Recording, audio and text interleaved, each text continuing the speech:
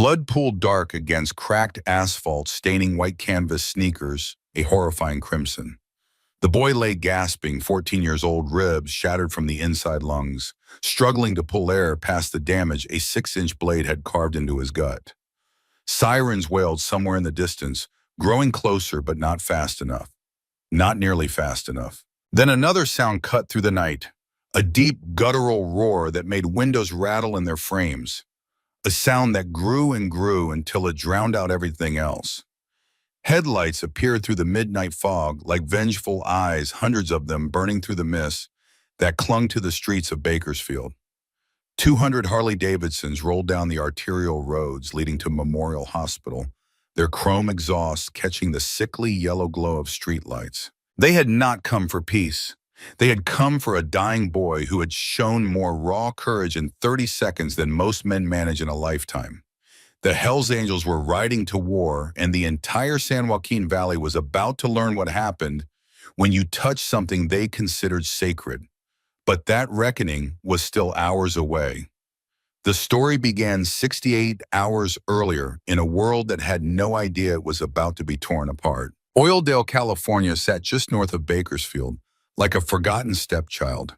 A sun-scorched grid of pump jacks, chain-link fences, and streets that had given up trying to look respectable decades ago. It was the kind of place where ambition went to die quietly, where men worked oil rigs and auto body shops and didn't ask too many questions about their neighbors. The heat in October was still brutal, the kind that made asphalt soft underfoot and turned car interiors into ovens. Eli Dalton was not built for Oildale's particular brand of harshness. At 14, he was all sharp angles and nervous energy, standing 5'6" and weighing maybe 112 pounds if he stuffed his pockets with rocks. His hair was dark brown and perpetually messy, falling into eyes that seemed too old for his face. There was a wariness in those eyes, a careful calculation that came from learning early that the world didn't hand out favors. He spent his afternoons at Henderson's Hardware on Chester Avenue, a cramped shop that smelled of sawdust and machine oil, in the particular metallic tang of brass fittings that had been sitting in bins since the Reagan administration. Old man Henderson paid him $9 an hour under the table to sweep floors, stock shelves, and occasionally help customers find the right size bolt or washer. It wasn't much, but it was steady, and Eli had learned that steady mattered more than big. The work suited him. There was a quiet dignity in organizing the chaos of nuts and bolts, in making sense of the jumbled mess of tools and parts that accumulated in a hardware store. He liked the customers who knew exactly what they needed and the puzzle of helping the ones who didn't. Most of all, he liked being useful, being needed. His mother, Nora Dalton, worked 2 shifts at Millie's Diner on the east side, pouring coffee and slinging plates from 6 in the morning until 2 in the afternoon, then again from 6 at night until midnight, 3 days a week. She was 39 but looked older, the kind of worn-down tired that came from carrying too much weight for too long. Her hands were always red and raw from dishwater and cleaning chemicals, her uniform always smelling of fryer grease and yesterday's coffee. They lived in a rental house on Beardsley Street, a 2-bedroom box with peeling paint and a front yard that was more dirt than grass. The rent was $800 a month, which might as well have been $8,000 for all the struggle it took to scrape it together every 30 days. But it was theirs, or close enough, and Nora kept it clean even when she was dead on her feet. Eli's father had died 6 years ago, not in any kind of noble way, not in a blaze of glory or a dramatic sacrifice. Calvin Dalton had been crushed in a factory collapse at the industrial park on the south side of Bakersfield, buried under 2 tons of steel shelving that gave way during a forklift accident. They'd pulled his body out 14 hours later. Eli had been 8, old enough to remember, young enough that the memories felt like photographs from someone else's life. Calvin had left behind exactly one thing of value: a silver pocket watch tarnished and dented with a winding stem that stuck sometimes, and a crystal face that had cracked in 3 places. On the back, engraved in careful script, were 6 words that Eli had memorized without trying: do what's right, not what's easy. Every night before bed, Eli held that watch in his palm and turned it over, reading those words by the yellow light of his bedside lamp. He didn't wind it. The mechanism had broken years ago. But he carried it anyway, a talisman against a world that seemed designed to grind people like him into dust. At Oildale Junior High, Eli was functionally invisible. He sat in the back of classrooms, ate lunch alone, under the covered walkway near the gym, and moved through the hallways like smoke. It wasn't that he was bullied exactly. Bullies need to notice you first, and Eli had cultivated the art of being overlooked. Gray t-shirts, jeans from the thrift store on Union Avenue, canvas sneakers that he'd repaired twice with duct tape. Nothing that drew the eye. Then Fallon Kane transferred in on a Tuesday in mid-October, and everything changed. She walked into third period history like she was daring anyone to comment. 13 years old with sharp blue eyes that seemed to cut right through the usual teenage nonsense and see something truer underneath.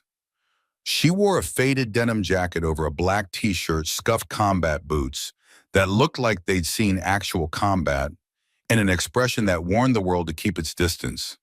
Her dark blonde hair was pulled back in a ponytail that had given up trying to be neat somewhere around second period.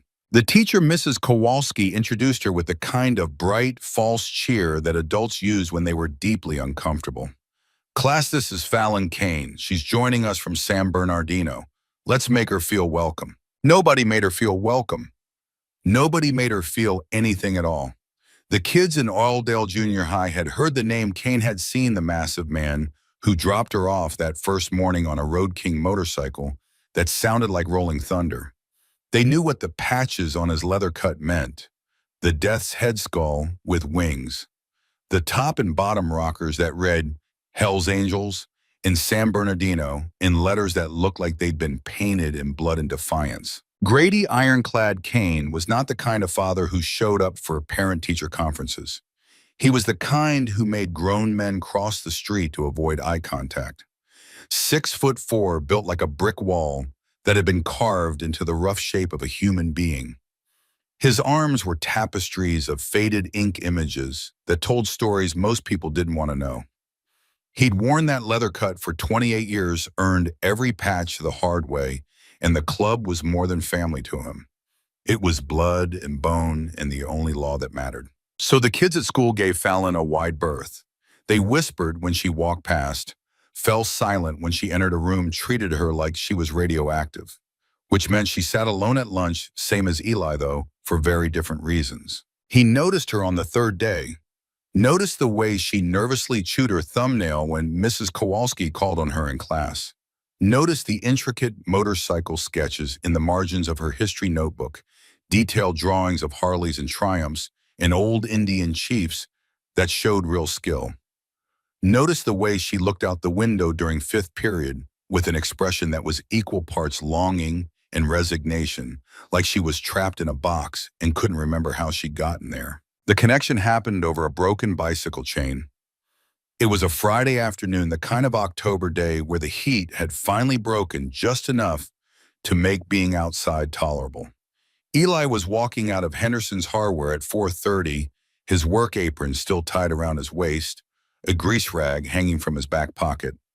He was thinking about nothing in particular, running through the mental math of his paycheck and how much he could slip into his mother's tip jar without her noticing. Then he saw her, Fallon Kane, walking a beat-up Schwinn cruiser down Chester Avenue, the chain hanging loose and dragging on the pavement with a metallic scraping sound that made Eli wince.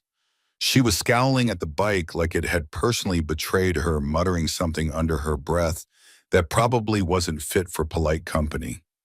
Eli didn't think about it. He just walked over, pulling the grease rag from his pocket. Chain came off. Fallon looked up, startled.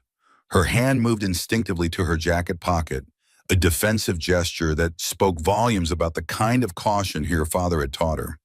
Then she saw it was just Eli, the quiet kid from history class, and some of the tension bled out of her shoulders. "Yeah, second time this week. Thing's a piece of junk. Master Link probably wore out." Eli knelt on the sidewalk, ignoring the grime and the heat radiating up from the concrete. "Happens when the chain gets old. You keep riding it like this, you'll strip the teeth off the sprocket." He pulled a small tool kit from his apron pocket. Old man Henderson let him keep it, one of the perks of the job. His hands moved with the unconscious competence of someone who'd spent hours fixing broken thing, threading the chain back onto the rear sprocket, checking the tension, replacing the worn master link with a fresh one from the store. 2 minutes. That's all it took. 2 minutes of focused work, his hands steady and sure, the world narrowing down to the simple problem of metal and mechanics and making something broken whole again. When he finished, he stood up and wiped his hands on the rag. Should hold for a while, but you're going to need a new chain soon. This one's stretched pretty bad. Fallon stared at him, not with suspicion or wariness, but with something that looked almost like wonder. You just fixed it, just like that. It wasn't that broken. Eli shrugged, suddenly awkward under the weight of her attention. Master Link's like $1.50. I've got a bunch at the store if you need one later.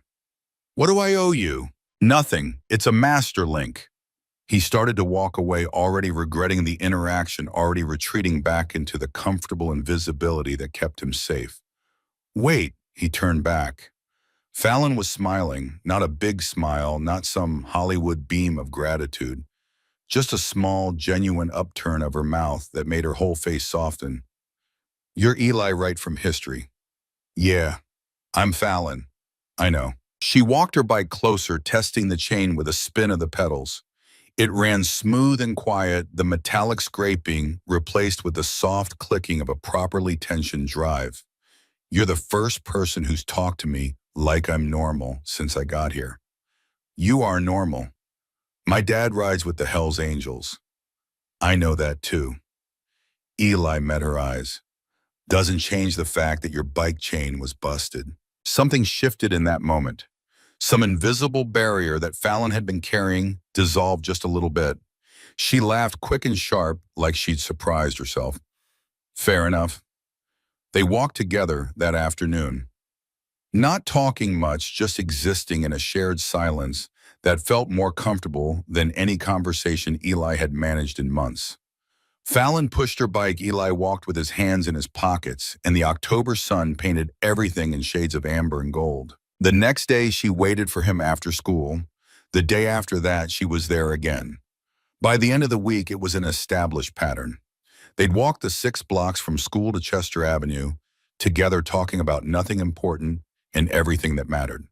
The stray dog they'd started feeding behind the old auto body shop. The way Mrs. Kowalski always smelled like peppermint and chalk dust. The particular quality of light in Oildale at sunset, golden and forgiving in a way the harsh noon sun never was. Eli told her about the hardware store, about the satisfaction of organizing chaos, and the customers who came in knowing exactly what size bolt they needed. Fallon told him about motorcycles, about the feeling of riding behind her father on the Road King, with the wind tearing at her clothes and the world blurring into a river of speed and noise. They didn't talk about the hard things. Eli didn't mention his father's pocket watch or the way his mother cried sometimes when she thought he was asleep. Fallon didn't talk about why she transferred from San Bernardino or what it was like being the daughter of a man who wore violence like other people wore cologne. But the silence between them was never empty. It was full of understanding of 2 kids who'd learned early that the world was a hard place and the only way through was to keep moving. 2 weeks into their friendship, the violence had found them anyway. The first crack appeared at a dive bar off Highway 99, a place called Lucky's that was neither lucky nor particularly welcoming. It catered to the kind of men who worked with their hands and drank to forget a clientele that knew better than to cause trouble when the wrong people were present. Wade Harrow was not one of those people. He was 32 years old and looked 50, the kind of accelerated aging that came from cooking your brain with cheap methamphetamine and living like every day might be your last. Gaunt and twitchy with sunken eyes and a spiderweb of scars on his knuckles from fights he'd won and fights he'd lost. He led a small crew called the Vipers, though calling them a gang was generous. They were more like a collection of meth dealers and car thieves who occasionally worked together when the money was good and the risk was low. Wade had a chip on his shoulder the size of California and enough chemical courage to ignore the basic rules of survival. Rules like don't disrespect a fully patched member of the Hells Angels in his own territory. It happened on a Thursday night. Grady Kane was sitting at the bar nursing a beer and minding his own business, his leather cut draped over the back of his stool like a warning sign. He was alone, which was unusual. Most angels traveled in pairs or packs, but Grady had needed some air, some space to think about things that didn't involve club business or the weight of the death's head on his back. Wade stumbled into him, literally stumbled, high as a kite, and unsteady on his feet, bumping into Grady's shoulder hard enough to spill beer down the front of the older man's cut. Dark liquid splashed across the leather, soaking into the patches, dripping onto the floor. The bar went silent. Every conversation died mid-sentence. Every head turned to watch what would happen next because everyone in Lucky's knew this was a moment that would define the rest of Wade Harrow's very short life. Grady stood up slowly. He didn't say anything. Didn't need to. He just stood there, all 6'4" of him, and looked down at Wade with the kind of calm that preceded volcanic eruptions. Wade, too high to read the room and too stupid to care, puffed out his chest. "Watch where you're sitting, old man." "Old man," Grady's voice was soft. "Dangerous. You spilled beer on my colors." "Colors?" Wade sneered, the word coming out slurred and mocking. "That's supposed to scare me. Bunch of weekend warriors playing dress-up on your little bikes." The punch came so fast that half the bar missed it. Grady's left fist a sledgehammer wrapped in leather and knuckles that had been breaking faces for 3 decades. It caught Wade square on the jaw with a sound like a tree branch snapping. The impact lifted Wade off his feet and dropped him onto the sawdust-covered floor, blood already pouring from his mouth. Grady knelt down beside him, grabbed Wade's collar, and lifted his head just enough to make eye contact. "That's for the disrespect. You ever touch my colors again, you ever say another word about my club, and I'll put you in the ground." "We clear." Wade couldn't answer. His jaw was broken in 3 places, wired shut by the time the ambulance got him to the emergency room. But his eyes said everything that needed saying. Hate, humiliation, the kind of festering rage that turns a stupid man into a dangerous one. Grady let him drop and walked out of Lucky's without looking back. The bartender cleaned up the blood without comment. The other patrons went back to their drinks. In Oildale, you learn not to see certain things. But Wade Harrow saw. Lying on that floor with his face swelling and his mouth full of blood and broken teeth, he made a decision. He couldn't touch Grady Kane directly. Touching a fully patched Hell's Angel was suicide, an invitation for the entire club to come down on you like the wrath of God. But there were other ways to hurt a man. Other softer targets. He'd seen Grady pick up a girl from school. Dark blonde ponytail, combat boots, the cautious way she climbed onto the back of that Road King. Daughter. Had to be. And if Wade couldn't break the man well, he could sure as hell break the man's heart. It took 2 weeks of surveillance. Wade wasn't smart, but he was patient when the chemicals in his system allowed for it. He watched Fallon's patterns, noted the time she left school, the route she took home. Olive Drive, that long stretch of abandoned industrial buildings and empty lots. Perfect. Isolated. The kind of place where screams didn't carry and witnesses were non-existent. He noted something else too. The skinny kid who always walked with her. Brown hair, forgettable face, probably a classmate. Wade didn't give him much thought. Collateral damage if he got in the way. A witness who'd need to be dealt with, but mostly just background noise. Wade gathered his crew. Gary, a skeletal man with a neck tattoo and a 1,000-yard stare. Travis, heavy and mean and not particularly bright. Luis, young and eager to prove himself. They met in the back room of a house on the east side, the kind of place where the carpet stuck to your shoes and the air smelled like chemical waste and desperation. Tuesday afternoon, Wade said, his voice still distorted from the wiring in his jaw. 4:30 when she's walking home. We grab her, make it quick, leave her somewhere, her daddy will find her. Send a message. You sure about this? Gary shifted nervously. That's Iron's kid. The Angels will burn this whole town down. They gotta catch us first. Wade's eyes were wild, gleaming with meth-fueled certainty. We do this right, we're 3 states away before they even know what happened. And Kane gets to live with knowing he couldn't protect his own blood. That's the message. Tuesday came with a cold front that dropped the temperature into the 50s and brought a bitter wind that smelled like distant rain. The sky was the color of old bruises, heavy clouds pressing down on Oildale like a threat. Eli and Fallon walked together like they had every day for the past 2 weeks. They were talking about the stray dog, arguing good-naturedly about what to name it. Fallon wanted to call it Wrench. Eli thought that was ridiculous and was lobbying for Scout. They didn't notice the rusted Chevy Impala creeping along 3 blocks behind them, headlights off engine barely audible over the wind. They were too caught up in the comfortable rhythm of friendship in the shared silence between words to notice the danger stalking them through the empty streets. Olive Drive stretched before them, a desolate corridor of closed auto body shops and vacant lots surrounded by chain link and razor wire. The perfect place to disappear. The worst place to be when predators were hunting.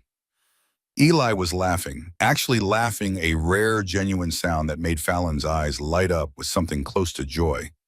She just made a joke about Mrs. Kowalski's collection of erasers, something silly and pointless, and Eli had found it funnier than it probably was. Then the screech of worn brake pads shattered everything. The Impala swerved violently onto the sidewalk, cutting off their path. Doors kicked open before the car even fully stopped. 4 men spilled out, moving with the jerky, coordinated chaos of people who'd rehearsed this moment in their heads 100 times. Wade Harrow stepped forward first, his face still grotesquely swollen from Grady's punch, his jaw wired shut in a way that made his words come out wet and slurred. He pulled a heavy steel tire iron from his waistband, the metal catching what little light filtered through the clouds. Well, well, the words were barely intelligible through his wired teeth. Little biker princess, out for a walk. Fallon froze. Every instinct her father had taught her screamed danger, screamed run, but her feet wouldn't move. She knew these men, not personally, but she knew the type. The desperate, chemical-crazy edge in their eyes. The way they moved like pack animals circling wounded prey. Back off.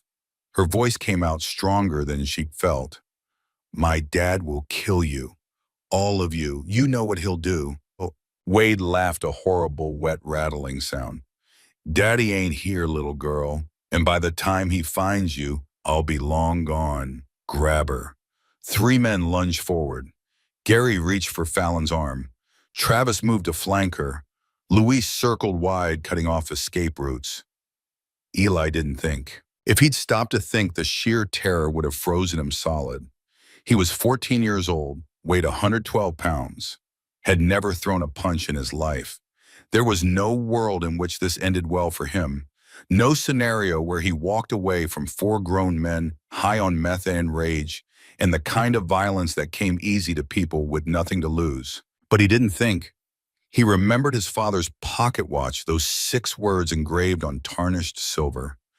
Do what's right, not what's easy. He saw Fallon's face, saw the fear breaking through her carefully constructed armor, saw the girl who'd smiled at him over a bicycle chain and made him feel like maybe being invisible wasn't the only way to survive. His body moved before his brain caught up. Eli threw himself directly at the largest man, Travis, a human projectile launched from pure desperate instinct. The impact was brutal. His shoulder slammed into Travis's chest with enough force to knock the bigger man off balance, to buy Fallon maybe 2 seconds to run. Travis grabbed Eli by the collar of his jacket and hurled him into the chain-link fence. Metal rattled like thunder. Eli's head snapped back against the links, his vision exploding into white stars and nauseating darkness. Blood started running hot down the back of his neck, from where the fence had split his scalp. Run, Fallon. The words tore out of his throat, raw and desperate. Run. Fallon turned to sprint. Wade stepped into her path, raising the tire iron. Eli scrambled to his feet, legs shaking, and launched himself at Wade's knees. They went down together in a tangle of limbs and violence, the tire iron clattering away across the pavement. Wade was stronger, older, furious. He rained punches down on Eli's back and ribs, heavy closed-fist blows that drove the air from the boy's lungs. Something cracked, a rib snapping like dry wood. Pain exploded through Eli's chest, sharp and breathtaking and unlike anything he'd ever experienced. But he held on, wrapped his arms around Wade's legs in a death grip, refusing to let go, acting as a human anchor so Fallon could run. He could hear her footsteps, the slap of combat boots on asphalt, the sound of her running, and that was good. That was worth it. Get off me, you little rat! Wade kicked violently, his boot connecting with Eli's ribs. The cracked bone ground against itself, sending fresh waves of agony through his body. Two of the other men realized Fallon was getting away. They took off after her, leaving Travis to help Wade. Eli looked up through a haze of pain and blood dripping into his eyes. He saw them chasing her down the alley, saw her pulling away, but not fast enough, not quite fast enough. With a surge of adrenaline that felt like battery acid in his veins, Eli let go of Wade. He scrambled forward on his hands and knees and grabbed the ankle of the nearest man pursuing Fallon. The man tripped, face-planting hard onto the concrete with a sound that would have been satisfying if Eli had any capacity left for satisfaction. It bought her seconds, precious, life-saving seconds. Fallon screamed for help, her voice echoing off the corrugated metal buildings bouncing through the empty industrial wasteland. But Eli had just signed his own death warrant. Wade got to his feet, breathing hard, eyes wide and completely unhinged. His hand went to his pocket. The sound that came next was small and terrible. The chilling snick of a switchblade deploying. 6 inches of serrated steel catching the dying afternoon light. You want to play hero? Wade's voice was a hiss through his wired jaw. You want to die for some bikers, kid you barely know. Eli tried to crawl backward. His broken rib ground against his lung, making every breath a study in agony.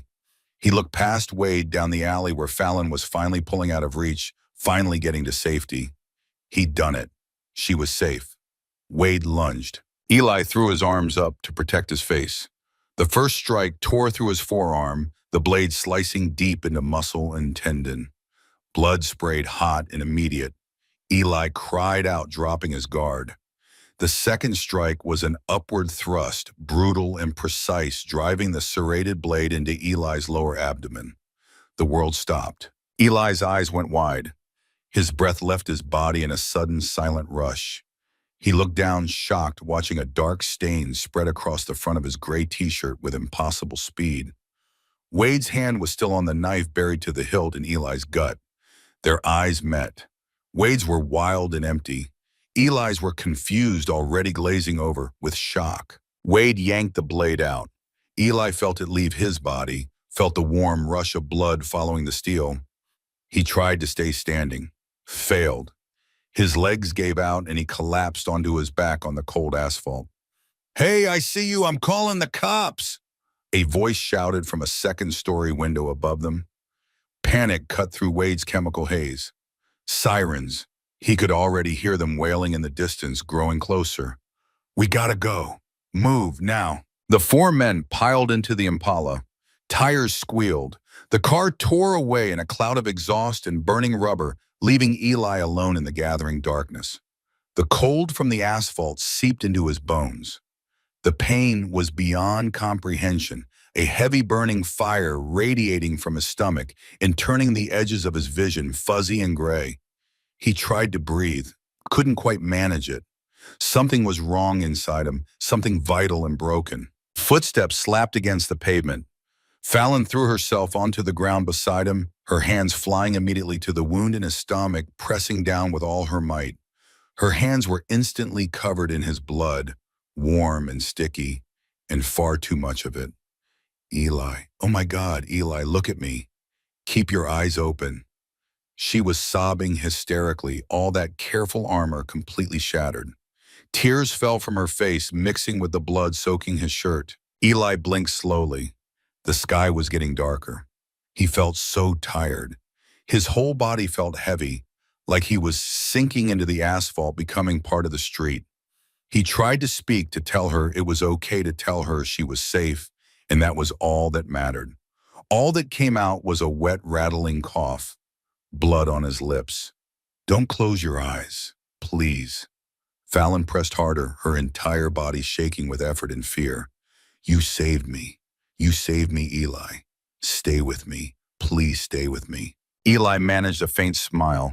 His hand came up, trembling fingers brushing against the cuff of her denim jacket. A small gesture, a connection, a goodbye. Then his hand went limp, fell heavily to the cracked pavement. The ambulance arrived in a screaming blur of lights and sound. Paramedics swarmed professional and urgent, prying Fallon away from Eli's body. She fought them at first, not understanding, not wanting to let go of the boy who'd taken a knife meant for her. 14-year-old male, multiple stab wounds to the abdomen and forearm, massive hemorrhaging, blood pressure bottoming out. The lead paramedic was already starting an IV line, shouting to his partner, "Get me 4 units ready.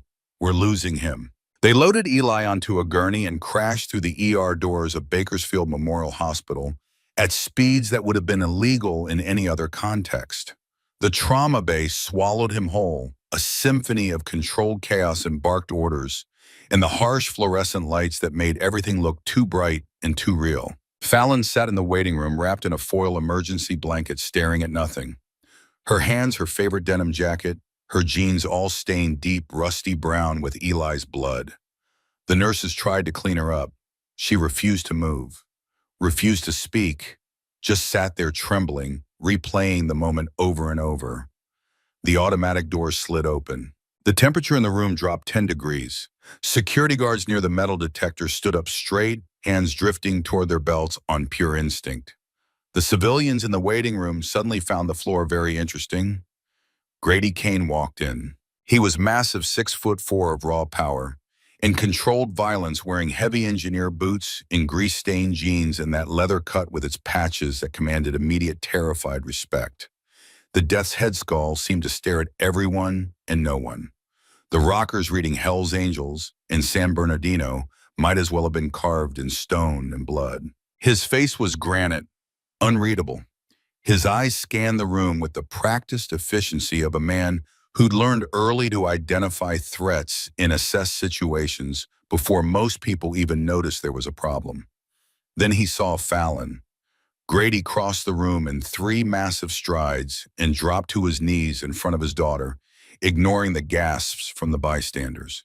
He took her small, blood-soaked hands in his huge, calloused ones. "Fallon," his voice was deep and rough, but remarkably gentle. "Are you hurt? Did they touch you?" Fallon broke. The shock started to wear her off, replaced by a tsunami of grief and guilt and horror. She threw her arms around her father's neck, burying her face in his leather vest, and sobbed like the 13-year-old girl she was underneath all that armor. "It wasn't me, Daddy. It was Eli. They came for me. Wade Harrow and his crew. They wanted to hurt me, to hurt you, but Eli—" Her voice broke. "He fought them. He wouldn't let them touch me. He took the knife. There was so much blood." Grady's jaw tightened. A muscle ticked violently in his cheek. He knew exactly who Wade Harrow was. The tweaker he'd put on the floor at Lucky's 2 weeks ago. The man had just made the last mistake of his very short life. But that wasn't the priority. Not right now. "Where's the boy?" Grady asked quietly. "Surgery. They rushed him into surgery." Fallon pulled back, looking at her father with red, swollen eyes. "Daddy, he knew they were coming for me. He could have run. He chose to stand in front of me. He took the knife so I could get away." Grady closed his eyes for a fraction of a second. In the world he'd lived in for 28 years, loyalty and sacrifice were the highest forms of currency. Brothers took bullets for brothers. Men stood in front of blades for their club. It was expected. It was the code. But a 14-year-old civilian boy taking a knife for a Hell's Angels daughter, that was something else entirely. That was sacred. Grady stood up. He kissed the top of Fallon's head. "Stay right here. He's going to make it. I promise you." He walked out of the sliding doors into the freezing November night. The hospital parking lot was bathed in the sickly yellow glow of sodium lights. Grady walked to the edge of the lot, pulling a heavy phone from his jacket pocket. He didn't call the police. The police were for civilians. Grady dialed a number he knew by heart. It rang twice. "Yeah." The voice on the other end was gruff, tired, but immediately alert. Callan Reaper Frost, president of the Bakersfield Charter. Callan, it's ironclad. What's wrong, brother? Callan knew that tone, had heard it before in prison yards and dive bars and situations that required the kind of response that left bodies in shallow graves. Wade Harrow made a move on my daughter today, cornered her on Olive Drive. Silence on the line, then the sound of a chair scraping back. Is she untouched? Grady's voice dropped an octave, carrying a weight that made strong men nervous. But she was walking with a civilian kid, 14 years old. The boy fought off 4 of them, took 2 blades to the gut to give my daughter time to run. He's on a table right now fighting for his life. Callan exhaled slowly. A civilian kid took a blade for the patch. He took a blade for my blood. Grady's words were carved from ice and iron, which means he took it for the club. I want Harrow. I want everyone who was with him. And I want this hospital locked down. Nobody gets near this kid but doctors and us. Consider it done. Callan's voice shifted from friend to commander. Give me 10 minutes. Grady hung up. He stood in the cold air, looking up at the stars barely visible through the valley's perpetual haze, and made a silent vow that would echo across California. Across the state, phones started ringing. In Fresno, a pool game stopped mid-shot. Men in leather vests set down their cues, their faces hardening as the message was relayed. In Oakland, a mechanic rolled out from under a vintage panhead, wiped grease from his hands, and went inside to grab the go-bag he kept ready for nights like this. In Los Angeles, men kissed their sleeping wives, strapped heavy knives to their belts, and walked out into the darkness. The calls cascaded through the network. Bakersfield to San Bernardino up through the Central Valley to the Bay Area. Each call carried the same message, sanctioned by the highest-ranking officers on the West Coast. A civilian boy had bled for one of their own. The club owed a blood debt, and the Hells Angels did not leave debts unpaid. Within 30 minutes, the night started to change. It began as a low, distant hum, like a swarm of angry hornets gathering for war. Then it grew. From every highway, every back road, every interstate converging on Bakersfield, the sound multiplied. The distinct, thunderous roar of heavily modified V-twin engines. Open pipes that turned internal combustion into a war cry. Chrome and steel and power rolling through the California night like mechanized cavalry. They rode in tight, disciplined formations. 10 bikes, 50 bikes, 100 bikes. By 2 in the morning, Highway 99 was burning under the tires of the convoy. They cut through fog like the wrath of Old Testament angels, leather and denim, and patches that told stories most people were better off not knowing. There were men who'd ridden with legends, men who'd survived prison riots and gang wars, and decades of living by a code that valued loyalty above life itself. There were young prospects eager to prove their worth, and old road warriors who'd seen it all and were still ready to ride to war for a brother in need. They wore their colors proudly. The Death's Head skulls caught the glare of highway lights. The bottom rockers, San Bernardino, Fresno, Oakland, Vallejo, Los Angeles, formed a map of mobilized brotherhood that stretched across the entire state. Back at the hospital, Grady sat beside his sleeping daughter, watching the doors to the surgical ward. Outside, the ground began to tremble. The windows in the lobby vibrated softly in their frames. Nurses at the front desk looked at each other in confusion. The low rumble grew into an absolute deafening roar that seemed to swallow the entire hospital complex. 200 Harley-Davidsons rolled into Bakersfield Memorial Hospital, and they were bringing a reckoning that the San Joaquin Valley would remember for generations. The Bakersfield Memorial Hospital parking lot was never designed to hold an army, but that's exactly what it became in the dead hours before dawn. The low, vibrating hum that had rattled the reinforced glass doors crescendoed into something that felt less like sound and more like an earthquake with a purpose. 200 Harley-Davidsons, their chrome exhausts gleaming under the sickly yellow streetlights, rolled into the circular driveway and the adjacent lots in a formation that would have made military commanders jealous. They didn't arrive in chaos. These weren't weekend warriors or cosplay outlaws. They rode in staggered columns, each bike precisely positioned, engines synchronized in a way that turned mechanical noise into something that felt almost orchestral. The lead riders killed their engines simultaneously. The sudden silence fell like an iron curtain, heavy and absolute. Inside the emergency room lobby, panic rippled through the late-night skeleton crew. The triage nurse's hands froze over her keyboard. A young security guard, maybe 6 months out of training, reached instinctively for his radio, with fingers that had gone pale and trembling. "Dispatch, we have a situation at Memorial." His voice cracked halfway through the sentence. "We've got, I don't even know how many. Hundreds of bikers. They're surrounding the building." Within 3 minutes, 4 Bakersfield Police Department cruisers screamed down Mount Vernon Avenue, their light bars painting the surrounding buildings in frantic strobing red and blue. The lead officer, a 20-year veteran named Jim Calloway, threw his cruiser into park and stepped out with his hand resting on his service weapon. Then he stopped dead. The bikers had not drawn weapons. They weren't shouting or threatening or doing anything that could be classified as an immediate threat. They simply stood in formation, an impenetrable wall of leather and denim and heavy boots forming a massive perimeter around the hospital's main entrance, the ambulance bay, and the entire trauma wing. It was the discipline that made Jim's blood run cold. This wasn't a mob. This was an organized force with a clear objective and the coordination to execute it. The patches on their backs told a story that made his hand drift away from his weapon because pulling it would be worse than useless. San Bernardino, Fresno, Oakland, Vallejo, Los Angeles, Stockton. Every major charter in Northern and Central California had sent riders. A figure separated himself from the front line and walked toward Jim with the kind of unhurried confidence that came from knowing you held every card in the deck.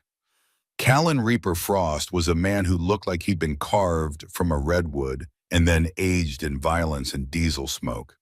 His graying beard reached his collarbone. Dark sunglasses hid his eyes despite the midnight hour, which somehow made him more intimidating rather than less. "Evening, officer." Callan's voice was a rumble that carried over the crackle of police radios and the distant hum of idling engines. Callan. Jim knew him. Every cop in Kern County knew him. "What the hell is this? You can't occupy a county hospital. I've got riot units on standby and a SWAT team that can be here in 15 minutes. "Nobody's occupying anything, Jim." Callan held his hands out, palms open, a gesture that managed to be both peaceful and vaguely threatening. "We're not blocking the ambulance. We're not harassing the medical staff. If a civilian needs to get in, our boys will part like the Red Sea and hold the door for them."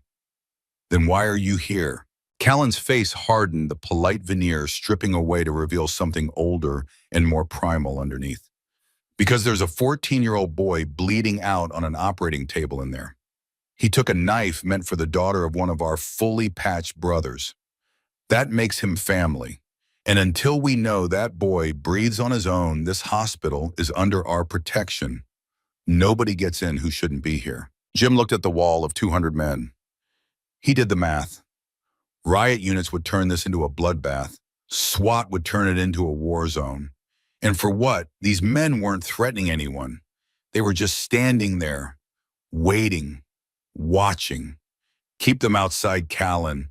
Jim finally stepped back, making a decision that would probably cost him some sleep, but save a lot of lives. "One toe out of line and I call in the state troopers." "Appreciate the courtesy, officer." Callan nodded, once sharp and military. Then he turned and walked back to his position, and the wall of leather closed ranks behind him. Inside the hospital, the surgical waiting room had transformed into something that felt less like a medical facility and more like a vigil. Grady Kane sat like a statue carved from granite, his massive frame occupying a plastic chair that groaned under his weight. Fallon was curled against his side, finally to sleep after hours of trembling and tears wrapped in his leather cut like it was a blanket that could shield her from the world. The blood on her jeans had dried to a rust-colored crust. The nurses had tried 3 times to get her to change into hospital scrubs. She'd refused each time with a violence that made it clear the subject was closed. That blood belonged to the boy who'd saved her life. She wasn't washing it away like it meant nothing. Grady stroked his daughter's hair with a gentleness that would have shocked anyone who'd only seen him in the context of bar fights and prison yards. His eyes never left the double doors that led to the operating theaters. Somewhere beyond those doors, a boy he'd never met was fighting a battle that Grady couldn't help him win. The doors finally pushed open just after 3 in the morning. Dr. Marcus Brennan walked out looking like he'd aged a decade in the last 4 hours. His surgical scrubs were spattered with blood that had soaked through in places. Dark circles hung under his eyes like bruises. He pulled off his surgical cap with hands that trembled slightly from exhaustion and adrenaline crash. The waiting room, which had been quietly filling with angels who'd come in from the parking lot in shifts, went absolutely silent. Grady stood up carefully, laying Fallon down on the plastic chairs without waking her. He crossed the room to meet the doctor halfway.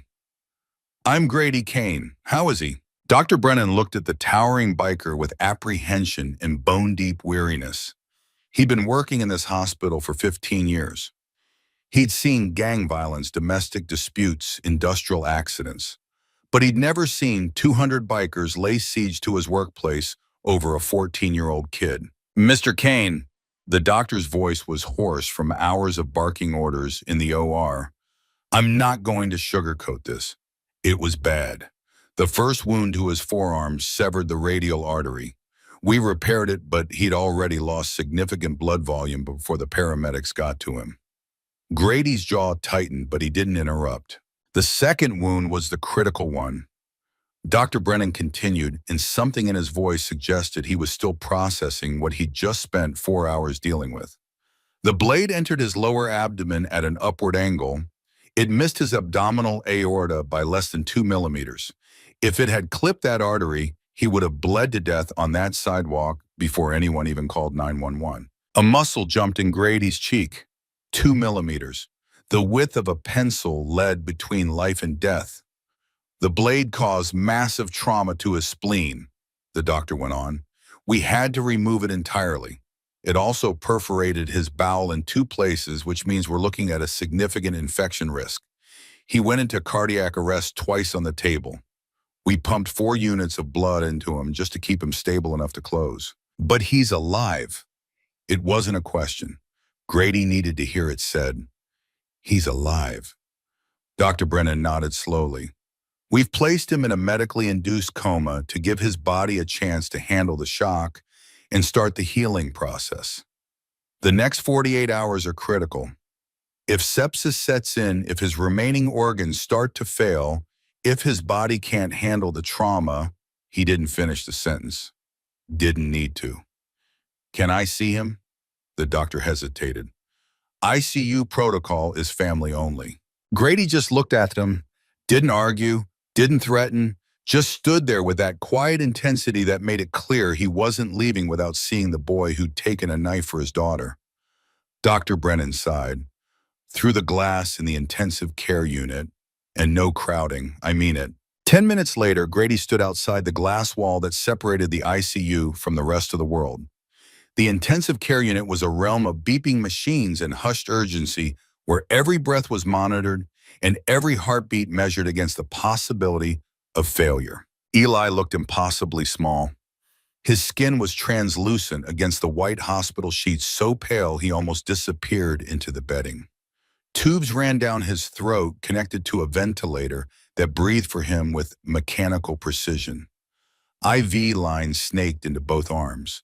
Monitors tracked his vitals in green and blue waves that looked fragile and uncertain. Grady had seen a lot of damaged people in his life. Men who'd been shot, stabbed, beaten within inches of their existence. He'd visited brothers in hospitals, in prison infirmaries, and once in a veterinary clinic when that was the only place that would treat a bullet wound without calling the cops. But there was something about seeing a 14-year-old boy hooked up to machines that made his chest feel tight in a way that violence never had.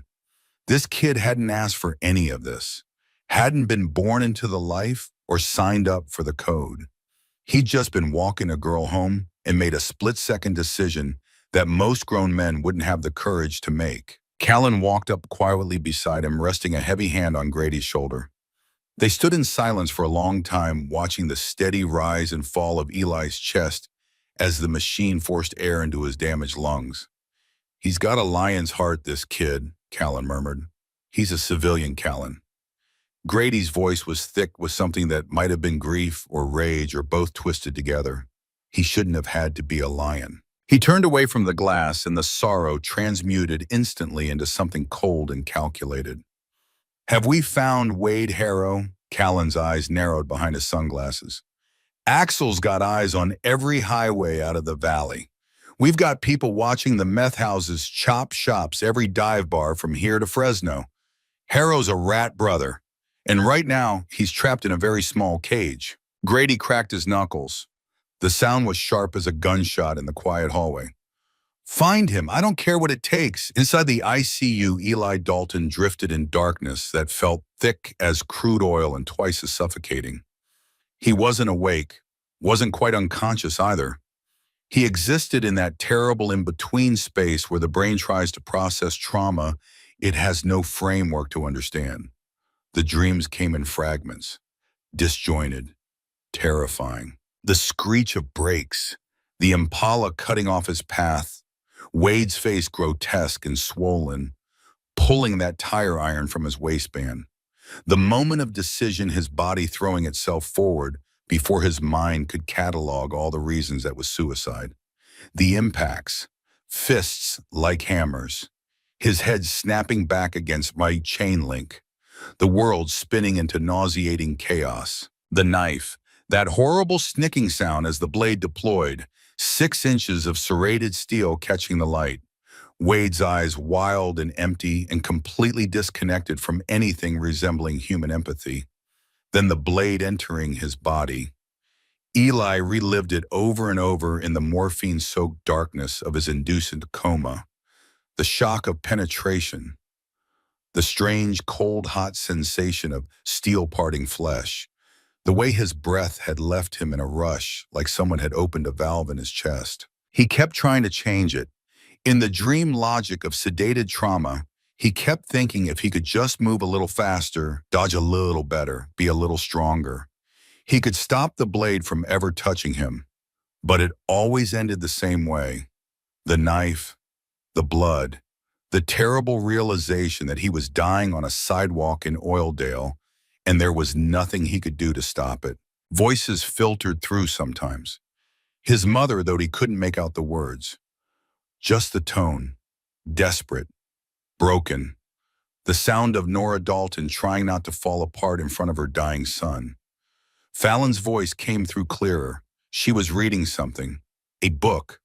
The words didn't matter, but the sound of her voice was an anchor in the darkness, something familiar and safe that told him he wasn't alone. Then there was another voice, deep, unfamiliar. A man speaking quietly, words Eli couldn't quite catch, but the timbre resonated through the fog. Strong, steady, the kind of voice that sounded like it had seen terrible things and survived them all. Time lost meaning. Hours could have been days. Days could have been minutes. Eli floated in chemical twilight, his body doing the hard work of knitting itself back together, while his mind tried to make sense of a world that had suddenly revealed itself to be far more dangerous than he'd ever imagined. Nora Dalton arrived at Bakersfield Memorial at 3:14 in the morning, still wearing her waitress uniform from Millie's Diner. The smell of fryer grease and coffee clung to her like a shroud. Her hands were raw and red from scrubbing dishes, and her feet ached from a double shift that had stretched into something closer to 18 hours. None of that mattered. Nothing mattered except the phone call from the hospital telling her that her son had been stabbed and was in emergency surgery, and she needed to get there right now. She'd sprinted the 6 blocks from the diner because she didn't own a car and couldn't afford the cab fare. By the time she hit the hospital entrance, she was gasping for breath, and her vision was swimming with tears and exhaustion and the kind of terror that only parents know. The automatic doors opened, and she ran straight into a wall of leather and denim. 3 massive men in hellsangels cuts blocked the entrance, their faces impassive behind beards and sunglasses at 3 in the morning. Nora didn't even slow down. She tried to push past them, operating on pure maternal instinct and panic. My son's in there." I have to. The wall parted immediately.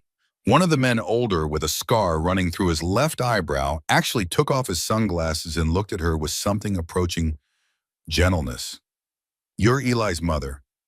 Yes. Where is he? Is he? She couldn't finish the sentence, couldn't give voice to the possibility that her boy was already gone. He's in surgery, ma'am. The biker gestured toward the entrance. Callan's waiting for you inside. He'll take you to where you need to be. Nora didn't question it, didn't ask why the Hells Angels were here or why they knew her son's name. She just ran. Callan met her in the lobby. Somehow this massive, terrifying man with death's head patches on his back managed to project calm authority and something almost protective. He escorted her through the hospital corridors past nurses who looked at the biker with wide eyes but didn't dare comment straight to where Grady stood outside the ICU. Grady turned as they approached. He saw a woman who looked like she'd been running on fumes for years and had finally hit empty, small, worn, desperate. He recognized the look, had seen it on his own mother's face more times than he cared to remember. Mrs. Dalton. He stepped forward, and despite his size and the patches on his cut, he moved with careful deliberation, making himself less threatening. I'm Grady Kane. Nora stared at him, processing, connecting dots.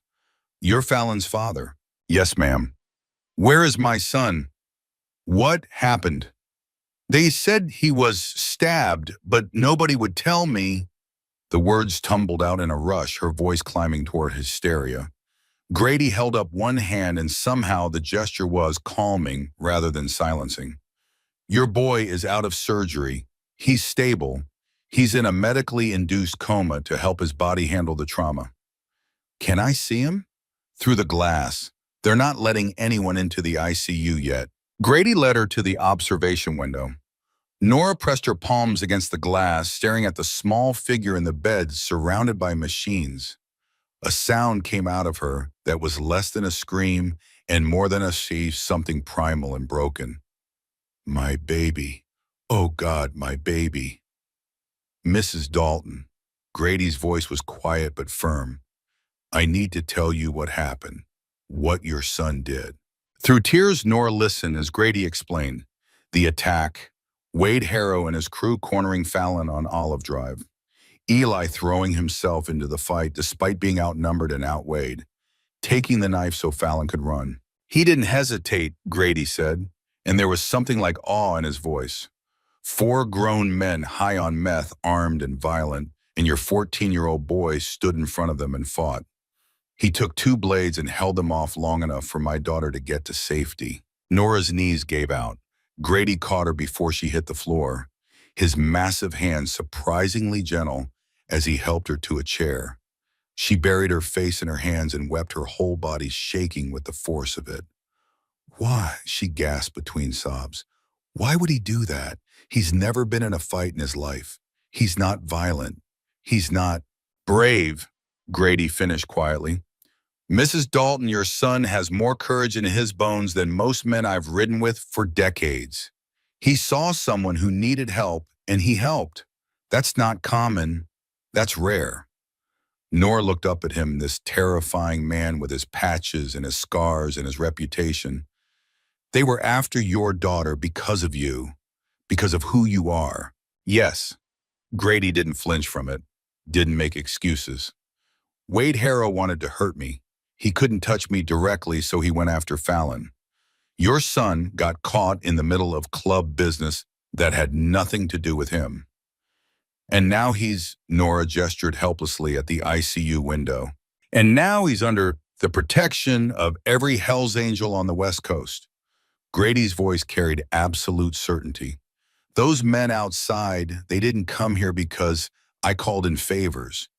They came because word spread that a civilian kid took a knife for one of our own. That means something in our world. It means everything. Nora stared at him, trying to understand this code, this brotherhood, this violent world her son had accidentally stumbled into by virtue of being a good kid who tried to help people. Fallon appeared in the doorway, drawn by the sound of voices. She looked small and young and haunted, her clothes still stiff with Eli's dried blood. When she saw Nora, she froze. "Mrs. Dalton," she whispered, "I'm so sorry. This is my fault. If I hadn't—" Nora stood up, crossed the room, and pulled Fallon into a fierce hug that made the girl gasp with surprise. "This is not your fault. Do you hear me? You didn't stab my son. You didn't attack him. Evil men did that." Fallon broke down crying against Nora's shoulder, and for a moment they held each other, two people connected by the boy fighting for his life on the other side of the glass. The first 48 hours were a study in controlled medical crisis.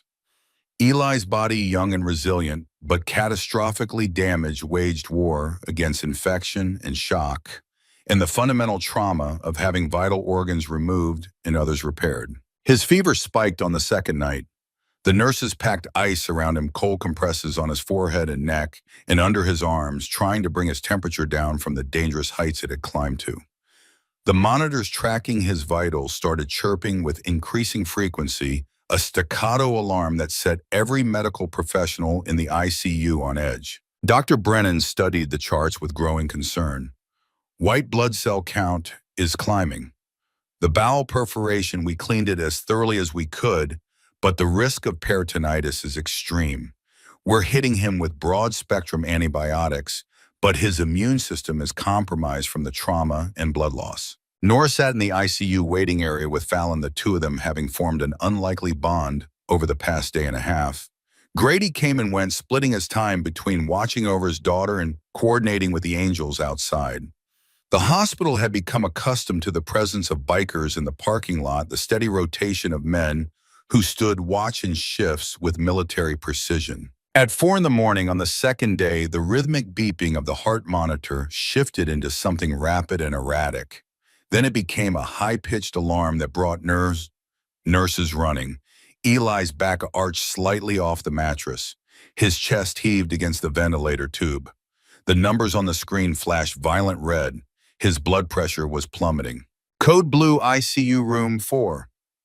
A nurse slammed the emergency button on the wall, her voice cutting through the nighttime quiet like a blade. Chaos erupted in controlled medical fury. Dr. Brennan and a respiratory therapist burst through the door.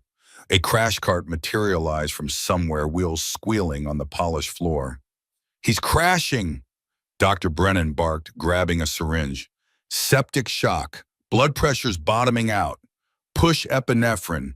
Get the defibrillator ready." In the waiting area, Nora heard the commotion, heard her son's room number. She was on her feet and running before conscious thought kicked in, but Grady was faster. He wrapped his arms around her, not restraining, but holding, keeping her from bursting into a room where she couldn't help and would only be in the way. "No, let me go. That's my son," Nora screamed, fighting against Grady's hold with a mother's desperate strength. Fallon pressed against her father's back, trembling violently, unable to watch and unable to look away. Through the glass, they could see the medical team swarming Eli's bed, hands moving in practice coordination. Syringes, IV lines, the defibrillator paddles being charged with a rising whine that sounded like a scream building an electronic throat. "Clear," Dr. Brennan shouted. Eli's small body jolted violently as 200 joules of electricity ripped through his chest. The monitor remained unchanged, a flat line, a tone that seemed to go on forever. Grady closed his eyes, his jaw clenched so hard his teeth ached. Behind him in the hallway, a dozen angels had stood up from their vigil positions. The air grew thick with tension and helpless rage. "Again! Charged to 200? Dr. Brennan's voice had taken on a desperate edge. "Clear." Another jolt, another spasm. Nora sobbed into Grady's chest, the sound muffled and broken. Fallon was crying, two silent tears streaming down her face as she watched the boy who'd saved her fight a battle none of them could help him win. 3 seconds of silence, the kind of silence that feels like the end of the world. Then a single staggered beep from the monitor, faint, uncertain. Then another, the jagged green line slowly returning, finding a weak but steady rhythm. "We have a pulse." The lead nurse exhaled, her knees practically buckling with relief. "Pressure is stabilizing. He's fighting back." Dr. Brennan slumped against the wall, pulling down his mask. Sweat dripped from his forehead. He looked at Nora through the glass and nodded slowly. He's back. The fever's breaking. Your son's still fighting. In the darkness of his induced coma, Eli felt himself being pulled away from something warm and final. A part of him had been ready to let go, ready to stop fighting. The pain was so immense and the exhaustion so complete that surrendering felt like mercy. But he heard voices, his mother crying his name, Fallon reading to him, her voice thick with tears, and that other voice, the deep, unfamiliar one, saying words he couldn't quite make out, but that carried weight and certainty. Somewhere in the chemical twilight, Eli made a choice. Not a conscious decision, so much as a fundamental refusal to quit. His father's watch, even though it was in a plastic bag with his bloody clothes somewhere in the hospital's storage, seemed to whisper those engraved words, "Do what's right, not what's easy." Giving up was easy. Fighting was right. His heart beat, and beat again, and kept beating out of pure stubborn will. The crisis passed, slowly. The fever came down degree by careful degree. The antibiotics started winning the war against infection. Eli's vital signs stabilized into something the doctors cautiously described as encouraging. 70 miles away in a rusted-out single-wide trailer in the industrial wasteland, locals called the Boneyard Wade Harrow, was learning what real fear tasted like. The trailer sat in a graveyard of abandoned RVs and forgotten lives, a stretch of barren dirt where broken-down vehicles went to decay and people went to disappear. The only light came from a neon liquor store sign 3 blocks over, bleeding, sickly red through the cracked blinds and irregular pulses. Wade paced the stained linoleum floor like a caged animal, his movements jerky and paranoid. The meth was wearing off, leaving behind the kind of gnawing anxiety that made skin crawl and minds fracture.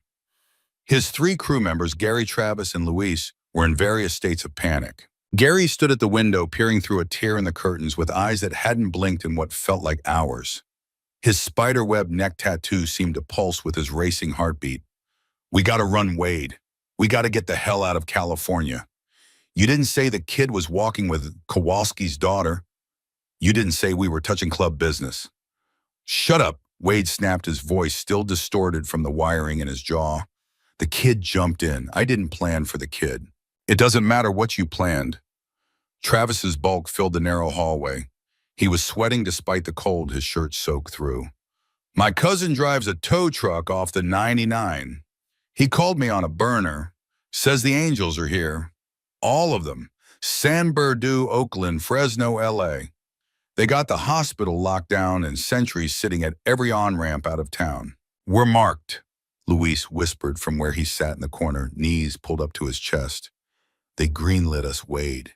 You know what that means. The cops will arrest us. The angels will do worse." Wade ran filthy hands through his greasy hair. His chest heaved with shallow, panicked breaths. In his chemically ravaged brain, he thought he was making a statement, proving that the Vipers were a force to be reckoned with, that Wade Harrow wasn't some punk to be humiliated in a bar and then forgotten. Instead, he'd kicked open the gates of hell. "We take the oil field roads," Wade muttered, his eyes wide and manic. "The Kern River Basin. There's hundreds of miles of access roads out there that don't show up on any GPS. We take the Impala, kill the headlights, drive through the derricks until we hit the desert. Once we're in Nevada, we're ghosts." It was a desperate plan, a stupid plan, born of pure terror and chemical imbalance, in the cornered rat's certainty that staying in Bakersfield meant death. What Wade didn't know was that the Hells Angels didn't rely on police scanners or GPS or any kind of technology the law could track. They relied on something far more effective, a network of loyalty that stretched deeper than law enforcement could ever hope to penetrate.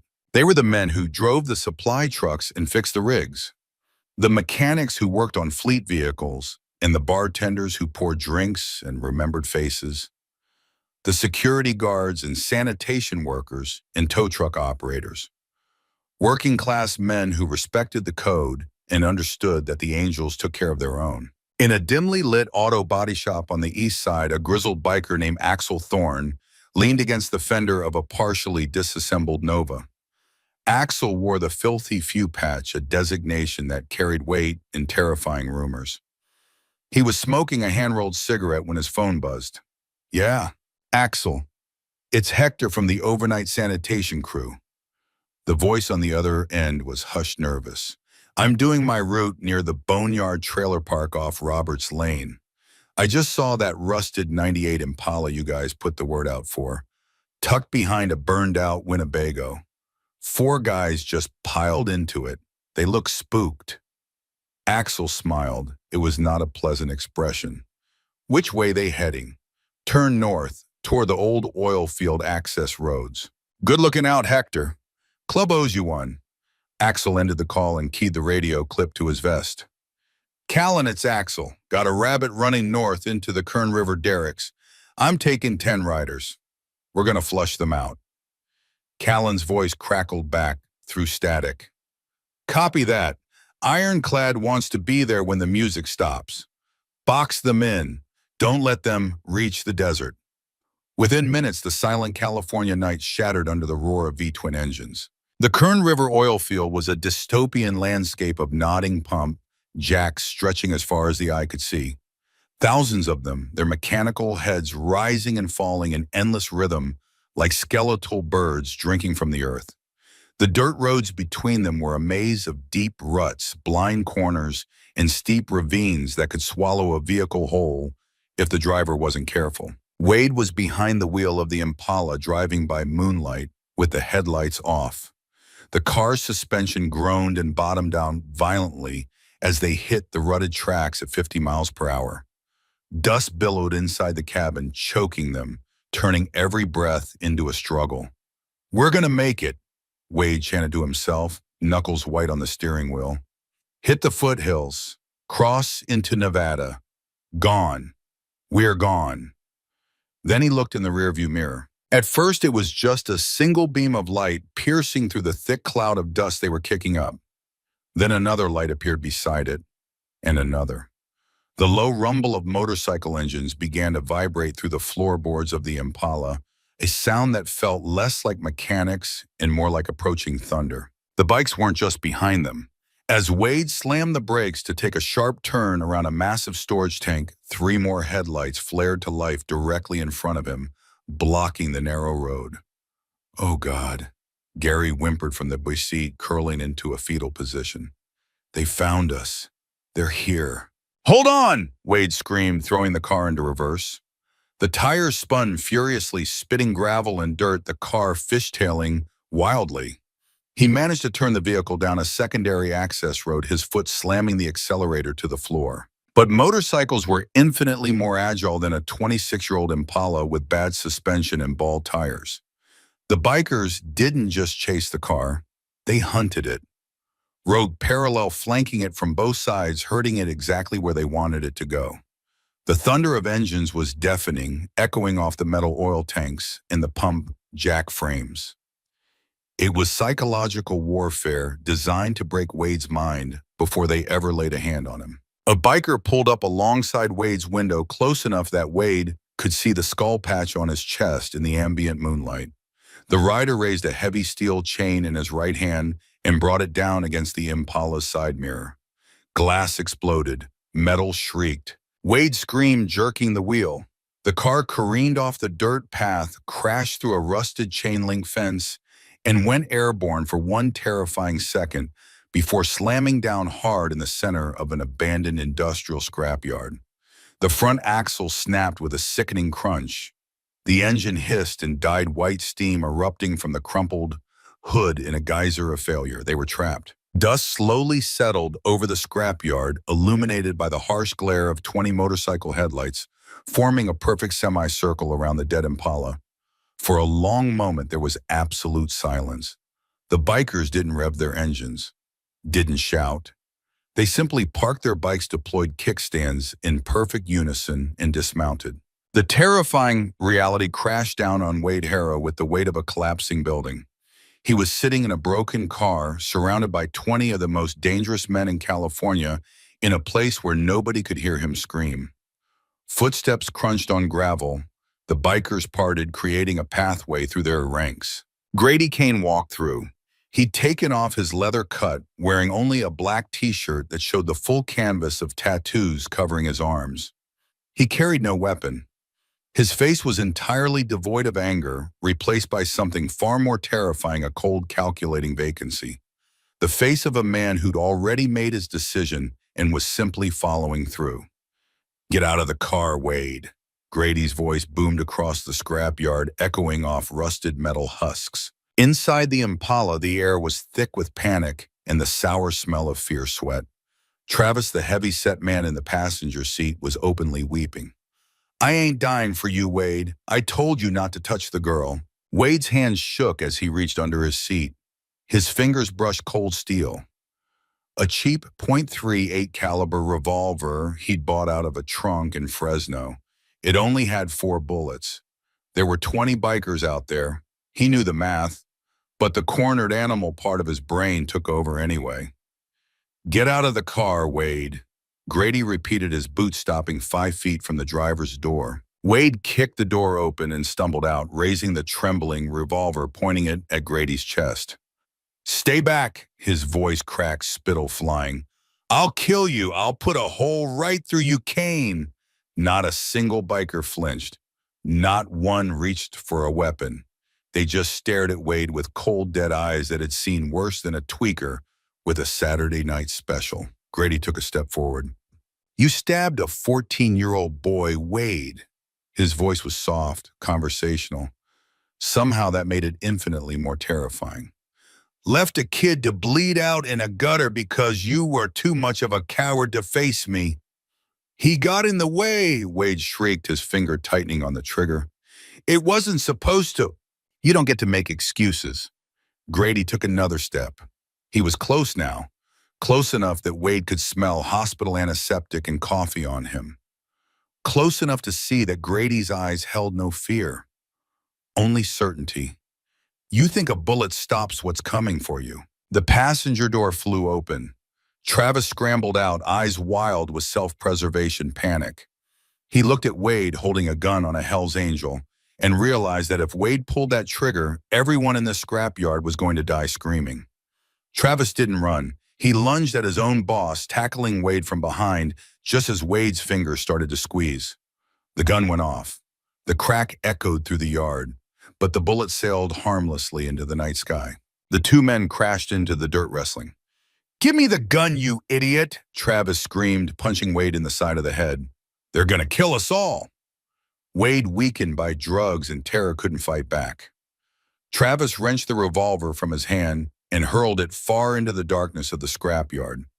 Then he scrambled to his knees, throwing his hands in the air, looking at Grady with pleading, terrified eyes. "It wasn't me, I swear. He had the knife. Please, man, please." Grady looked down at Wade, who was curled in the dirt, gasping for breath, completely broken. Silence returned, heavier than before. Axel stepped forward, a heavy iron wrench in his hand. "Give the word ironclad. We dig a hole right here. Nobody ever finds them." Wade squeezed his eyes shut, bracing for the crushing blow that would end his miserable existence. But Grady Kane was a father before he was a biker. He remembered holding Fallon in the hospital, her hands covered in Eli Dalton's blood. He remembered the frail rise and fall of that boy's chest connected to machines. He remembered what real courage looked like, and it wasn't this pathetic creature whimpering in the dirt. "No, dear." Grady's voice cut through the expectations, through the code, through everything the bikers had assumed would happen next. A murmur rippled through the assembled men. This was a violation of the unwritten rules. Blood demanded blood. Always had. Always would. Grady knelt in the dirt, grabbing Wade by the collar and hauling him up so they were eye to eye. Wade whimpered a pathetic, broken sound. "Killing you is a mercy you haven't earned." Grady's voice was a low rumble that vibrated into Wade's soul. "If we bury you out here, it's over in 5 minutes. You don't feel a thing after the first minute. That's too easy." He threw Wade back into the dirt in disgust, then stood and turned to Callan. "Call the cops. Tell them exactly where he is. Tell them we found the man who stabbed the kid." Callan raised an eyebrow, genuine surprise crossing his scarred face. You want to hand him to the law? The law's going to put him in Corcoran State Prison. Grady's voice carried to every man in the yard. He looked back down at Wade and his eyes burned with cold fire. And Wade knows exactly who runs the yards in Corcoran. The Aryan Brotherhood won't protect you. The cartels won't protect you. I'm putting the word out to every shot caller inside those walls. When you walk onto that cell block, you belong to us. Wade's eyes went wide with pure horror. He suddenly understood. Death in this scrapyard would have been a mercy, a few seconds of terror, and then nothing. What Grady was condemning him to was years, potentially decades of paranoid torture. Every shadow in prison would be a potential executioner. Every footstep on the tier a threat. Every meal suspect. Every shower dangerous. He would never sleep soundly again. Never be safe. Never know peace. No! Wade crawled toward Grady's boots, all pride abandoned. Please kill me. Just do it now, please. Grady ignored him, turning his back on the broken man and walking toward his road king. The message was clear. The punishment was worse than death. It was a master class in psychological destruction. 10 minutes later, the wail of police sirens cut through the night. The Hells Angels didn't scatter. They calmly mounted their bikes, fired up their engines, and rode out of the scrapyard in a disciplined column, passing the incoming police cruisers without a backward glance. They had delivered their justice. Now they had a boy to watch over. Dawn broke over Bakersfield not with gentle warmth, but with a cold, unforgiving gray light that washed the color from the world. The fog rolling off the San Joaquin Valley clung to the pavement like something alive and reluctant to release its grip. Outside Bakersfield Memorial Hospital, the army of 200 men remained absolutely immovable. They had not slept, had barely spoken. They simply stood, watch a silent testament to a vow that would not be broken until the boy behind those walls opened his eyes. Nurses arriving for the morning shift walked through the sea of leather and chrome with expressions that had moved from fear to something approaching respect. These men hadn't threatened anyone, hadn't caused trouble. They'd held doors open for elderly patients, directed lost visitors to the right departments, and maintained a perimeter that somehow made everyone inside the hospital feel safer rather than threatened. Inside the intensive care unit waiting area, a new normal had taken shape over the past 5 days. Nora Dalton occupied a corner chair that she'd barely left except for bathroom breaks, and the occasional shower in the staff facilities a sympathetic nurse had offered.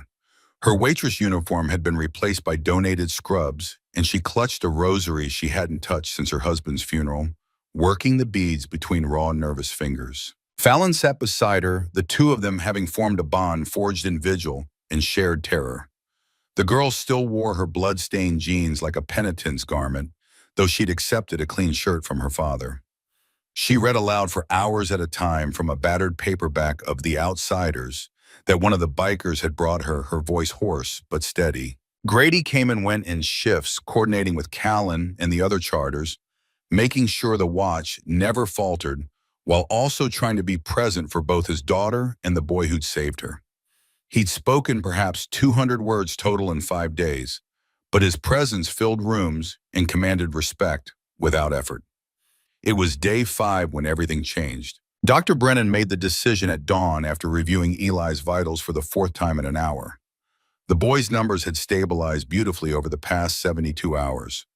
The infection markers were dropping. His body temperature had normalized. Most importantly, his brain activity showed proper response patterns when they reduced the sedation for testing. "We're going to start bringing him up," the doctor told Nora at 6:30 in the morning, gradually reducing the sedatives and letting him wake naturally. It could take hours. It could take a full day. Every patient responds differently. Nora nodded, not trusting her voice. Fallon gripped her hand tight enough to hurt. The process was agonizingly slow. The medical team dialed back the chemical twilight in incremental stages, watching Eli's responses with the intensity of engineers monitoring a rocket launch. First came small movements, a finger twitching, his eyelids fluttering without opening.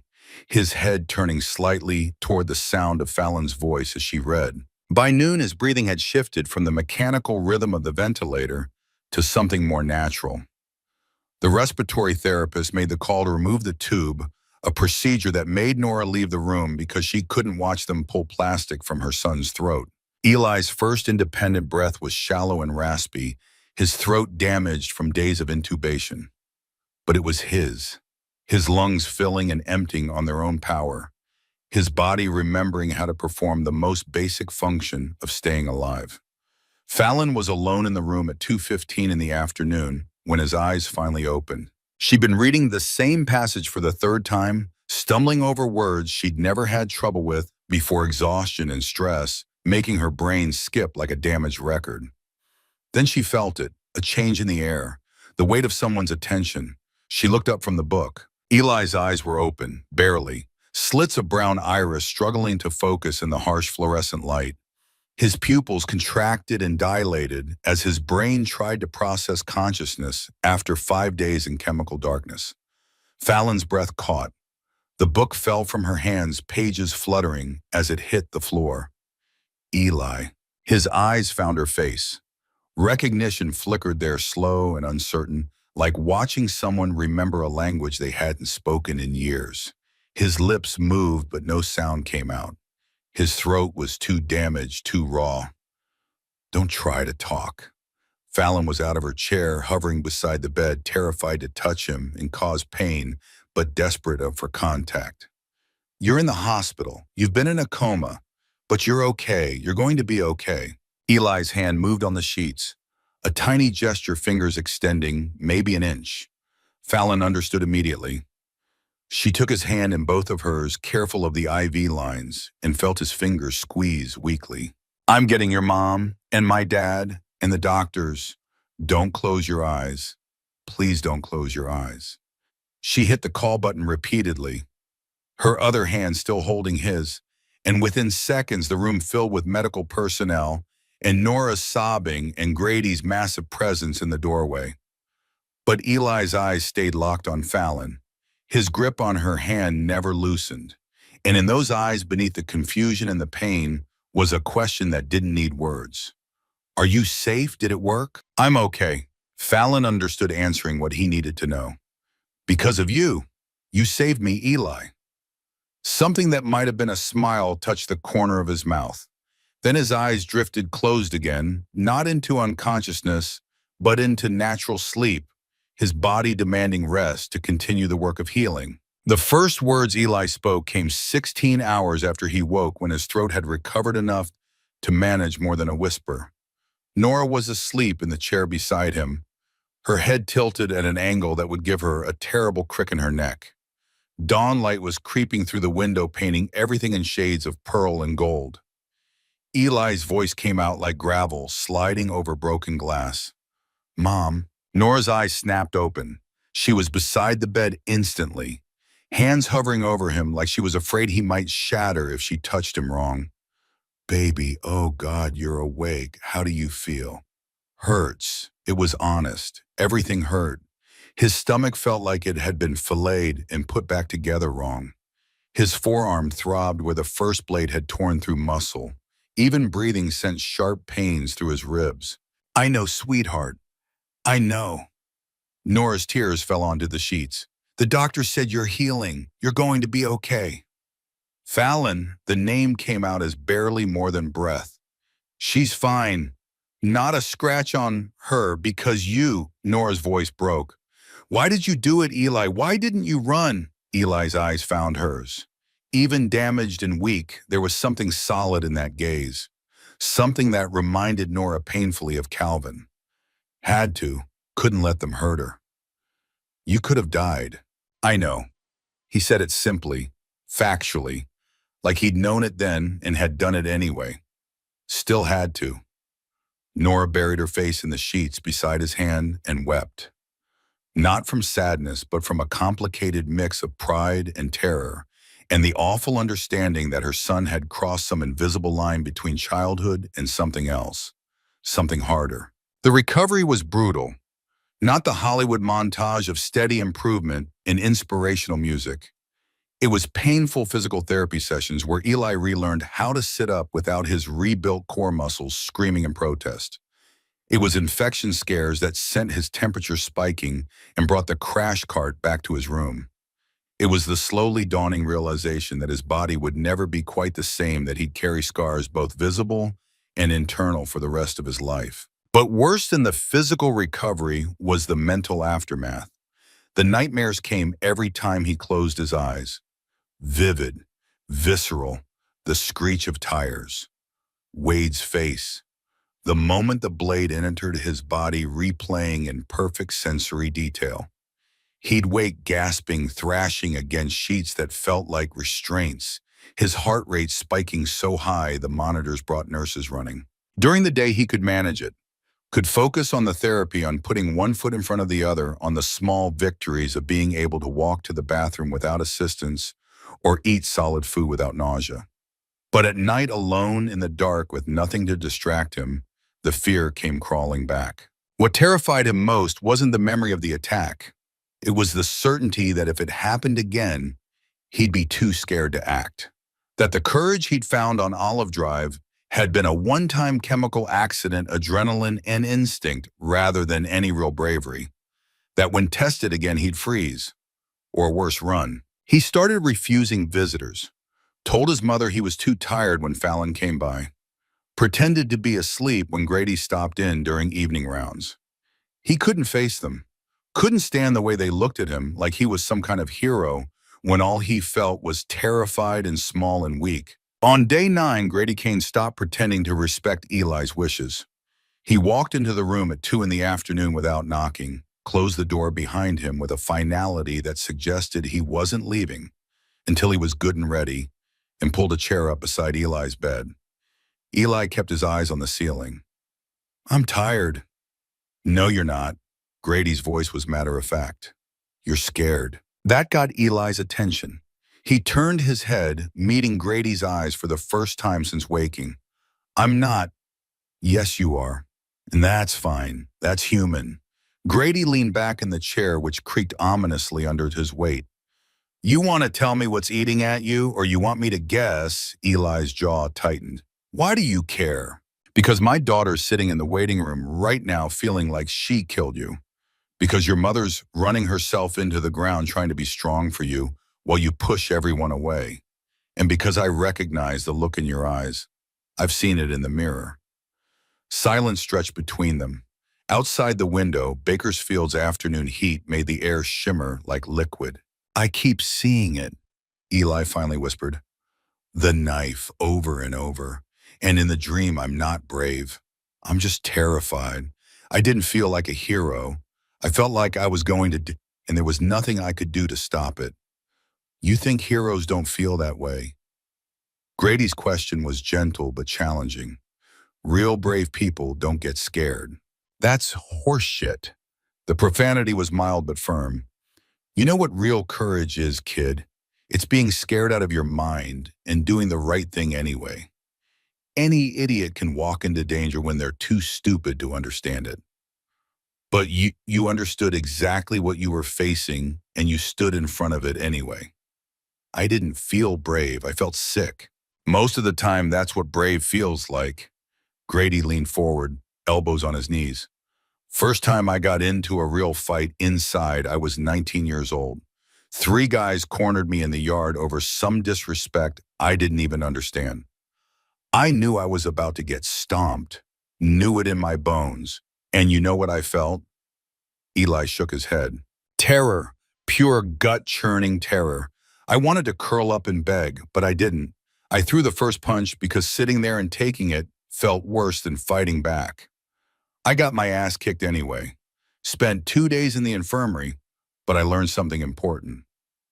"What?" "That fear doesn't make you a coward. Giving into it does." Grady's eyes held Eli's. "You gave my daughter time to run. You held off 4 grown men high on meth. You took 2 blades and didn't quit. That's not accidental. That's not luck. That's character. What if next time I freeze, what if I'm too scared to move? Then you deal with that when it happens. But you don't get to torture yourself over hypotheticals." Grady stood up, a mountain of a man unfolding from a plastic hospital chair. The boy who walked into those blades didn't know he was brave. He just knew someone needed help. That's the only kind of courage that matters. He started toward the door, then paused with his hand on the handle. Fallon's in the waiting room. She's been there every day for 9 days. She blames herself for what happened to you. Maybe you could stop feeling sorry for yourself long enough to let her know you don't blame her. Then he was gone, leaving Eli alone with thoughts that felt slightly less suffocating. Fallon came in 10 minutes later, hesitant and uncertain in a way that looked all wrong on her. She hovered in the doorway like she wasn't sure she had permission to enter. "Hey." Eli's voice was still rough but stronger than it had been. "Hey." She took a few steps inside but didn't sit. "You don't have to talk if you don't want to. I just wanted to see you." "I'm sorry." The words came out in a rush. "For avoiding you. That wasn't fair. You got stabbed. You were allowed to process however you need to." But there was hurt in her voice underneath the understanding. "It wasn't about you. Eli struggled for words. "I was scared you'd see me differently, like I'm not the same person anymore." Fallon crossed the room and sat in the chair Grady had vacated. "You're not the same person. Neither am I. But that doesn't mean we can't still be friends." I keep replaying it, wondering if I should have done something different. "You saved my life, Eli. I don't know how to live with that. Don't know how to be worthy of it." "You don't have to be worthy of it. That's not how it works." Eli shifted in the bed, wincing as the movement pulled at his stitches. "I didn't think about worth or payback or any of that. I just saw you were in trouble and I couldn't walk away." "I know." Fallon's voice was small. "That's what makes it so hard." They sat in silence for a while. Not the uncomfortable silence of the past week, but something easier. A shared understanding that some things didn't need words. "My dad likes you," Fallon said eventually. "That's rare. He doesn't trust civilians usually, but he said you've got honor. That's basically the highest compliment he knows how to give." Eli thought about that, about this massive, terrifying man who led a motorcycle club and had probably done things Eli couldn't even imagine respecting a 14-year-old kid from Oildale. It felt surreal. "He's been good to my mom.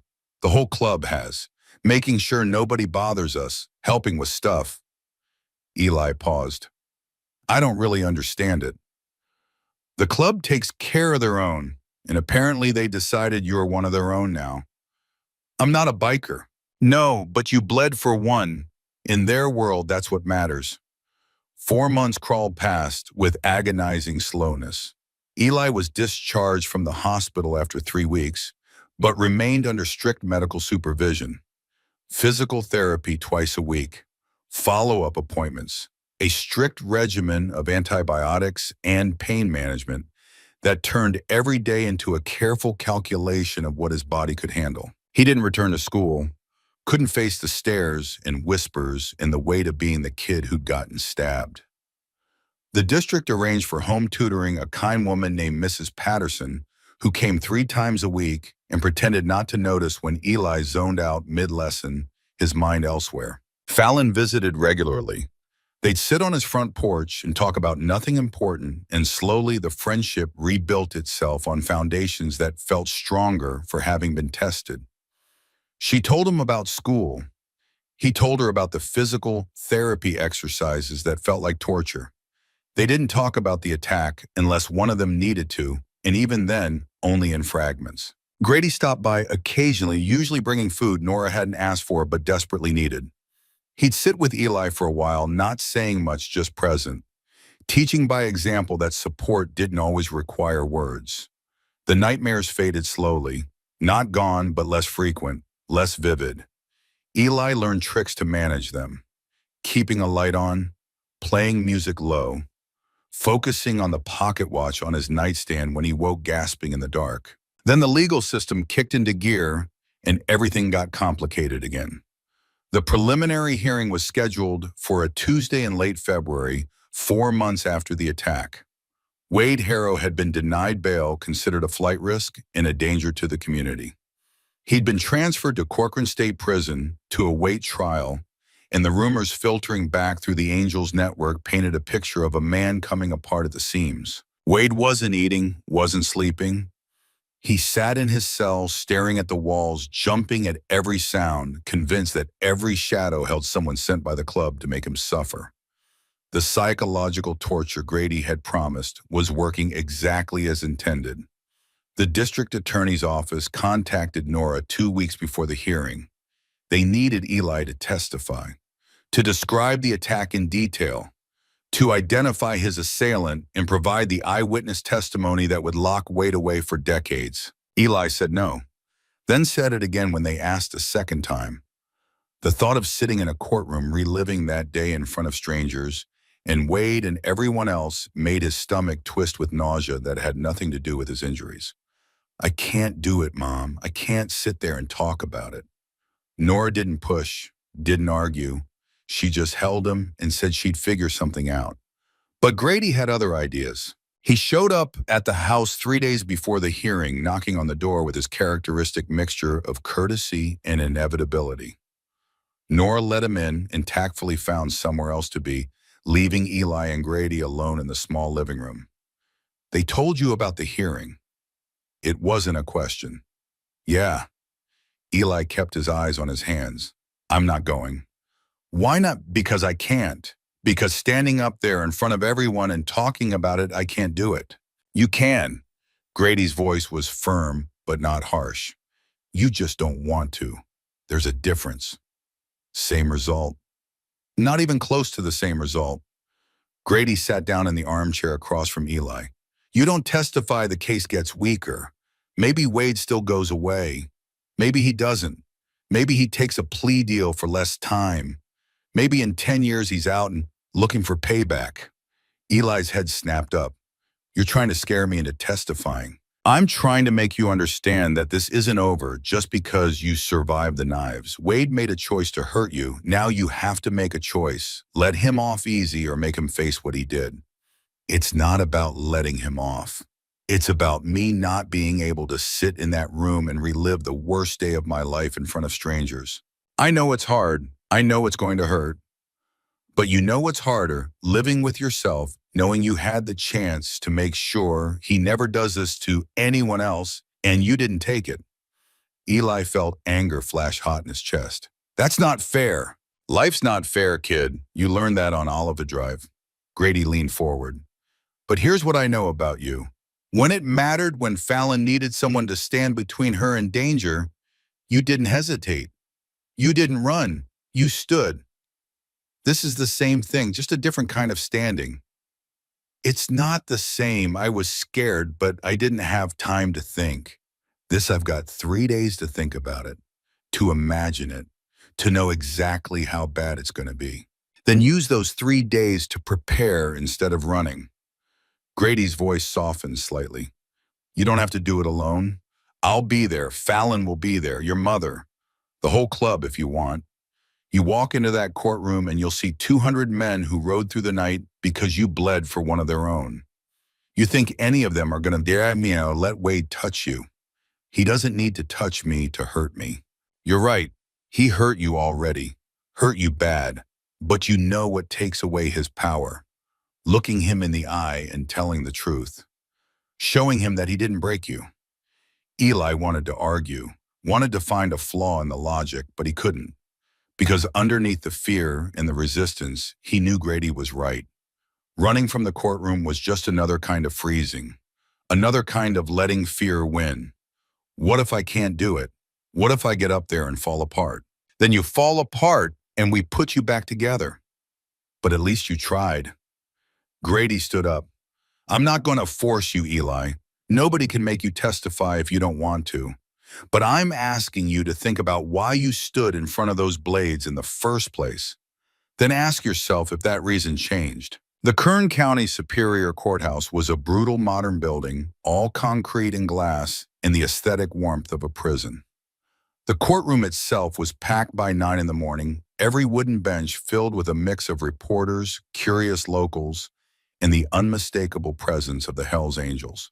The left side of the gallery held civilians. Nora sat in the front row, her hands twisted together so tightly her knuckles had gone white. Behind her, reporters with notebooks and a few local busybodies who treated court proceedings like free entertainment.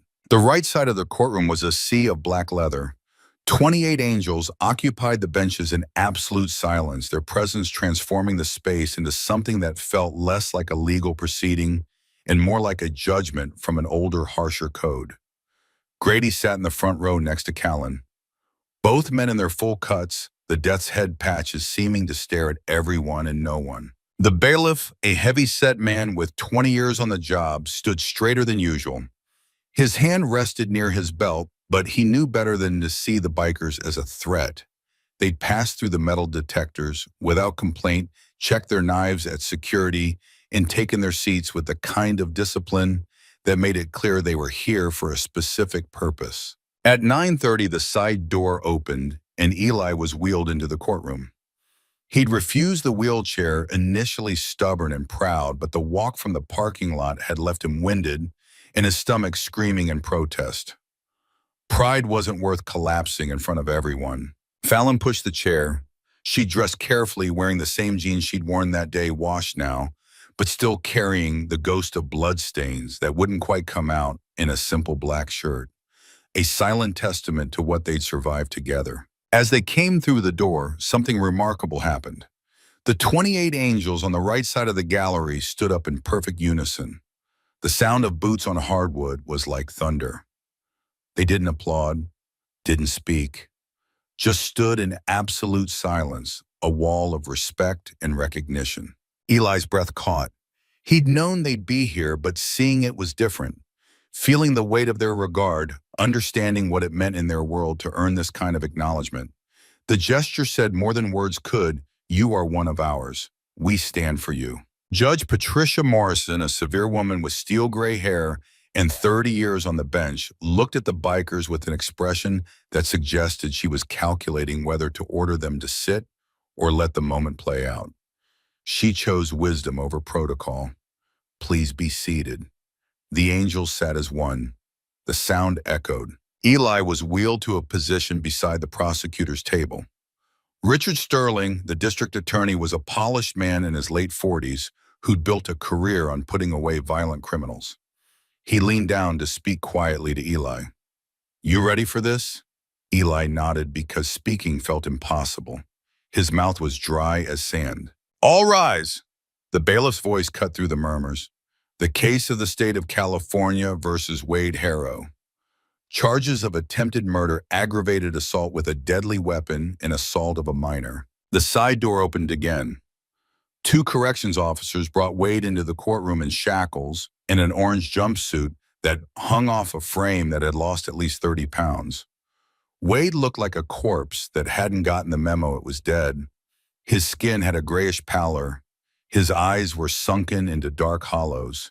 His hands trembled constantly, a fine motor shake that suggested either withdrawal or psychological collapse. When Wade's eyes swept the courtroom and landed on the wall of bikers, he made a sound. Not quite a scream, more like a whimper that had clawed its way out of a shattered psyche. His knees buckled. The corrections officers had to physically hold him upright.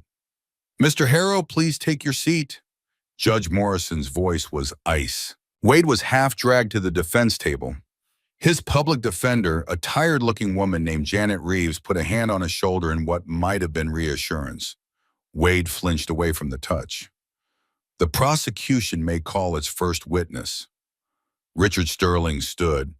"Your Honor, the state calls Eli Dalton." This was it. The moment Eli had been dreading for 3 days.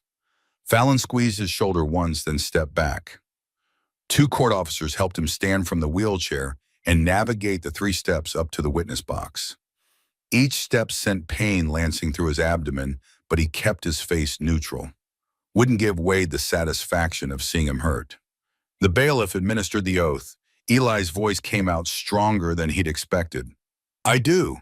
He sat carefully in the witness chair, adjusting his position to minimize the pull on his still healing core muscles. Then he made himself look up, made himself meet the eyes of everyone in the courtroom, and found Grady's gaze. The big man gave him the smallest nod. just a fractional movement of his chin, but in that gesture was everything Eli needed. You can do this. We're here. Sterling approached with the careful courtesy of someone handling fragile evidence. Eli, can you tell the court what happened on November 15th of last year? Eli took a breath. He'd practiced this with his mother, with the victim's advocate the DA's office had assigned. He knew what he had to say, but knowing and doing were different countries separated by an ocean of fear. I was walking home with my friend Fallon Kane. We were on Olive Drive around 4:30 in the afternoon. What happened next? A car cut us off. A Chevy Impala. 4 men got out. Eli's voice stayed steady, but his hands gripped the arms of the chair. One of them had a tire iron. He said something about Fallon's father. Then they tried to grab her. What did you do? I tried to stop them. Can you be more specific? Eli's eyes found Wade across the courtroom. The man was trembling, staring at the table, refusing to look up. I threw myself at the biggest one, tried to knock him off balance so Fallon could run. It didn't work. He threw me into a fence, but I got back up and tackled the man with the tire iron. Wade Harrow. You tackled Mr. Harrow. Yes, I held on to his legs so Fallon could get away. She ran, but then Eli's voice caught. The memory was right there, vivid and immediate. He pulled out a knife, switchblade, about 6 inches. The courtroom was absolutely silent. Even the reporters had stopped writing, caught in the raw honesty of Eli's testimony. What happened with the knife, Eli? I tried to protect my face. The blade went through my forearm. Then I dropped my guard, and he stabbed me in the stomach. Upward thrust. I felt it go in. Eli's hand moved unconsciously to his abdomen, to where the scar tissue pulled tight under his shirt. I looked down, and there was blood everywhere. My blood. I couldn't breathe right. Everything got cold. Did Mr. Harrow say anything?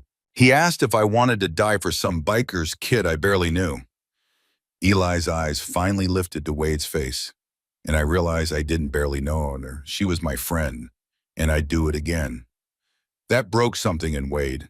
He looked up finally and met Eli's gaze. What he saw there wasn't the dying boy from his nightmares. It was someone who'd survived, someone who'd taken the worst Wade could dish out and come back stronger. Wade started to shake harder. His breath came in short, panicked gasps. Your Honor, Janet Reeves started to stand, but Wade was faster. He grabbed the microphone on the defense table, his shackles rattling. Guilty. The word came out as a shriek.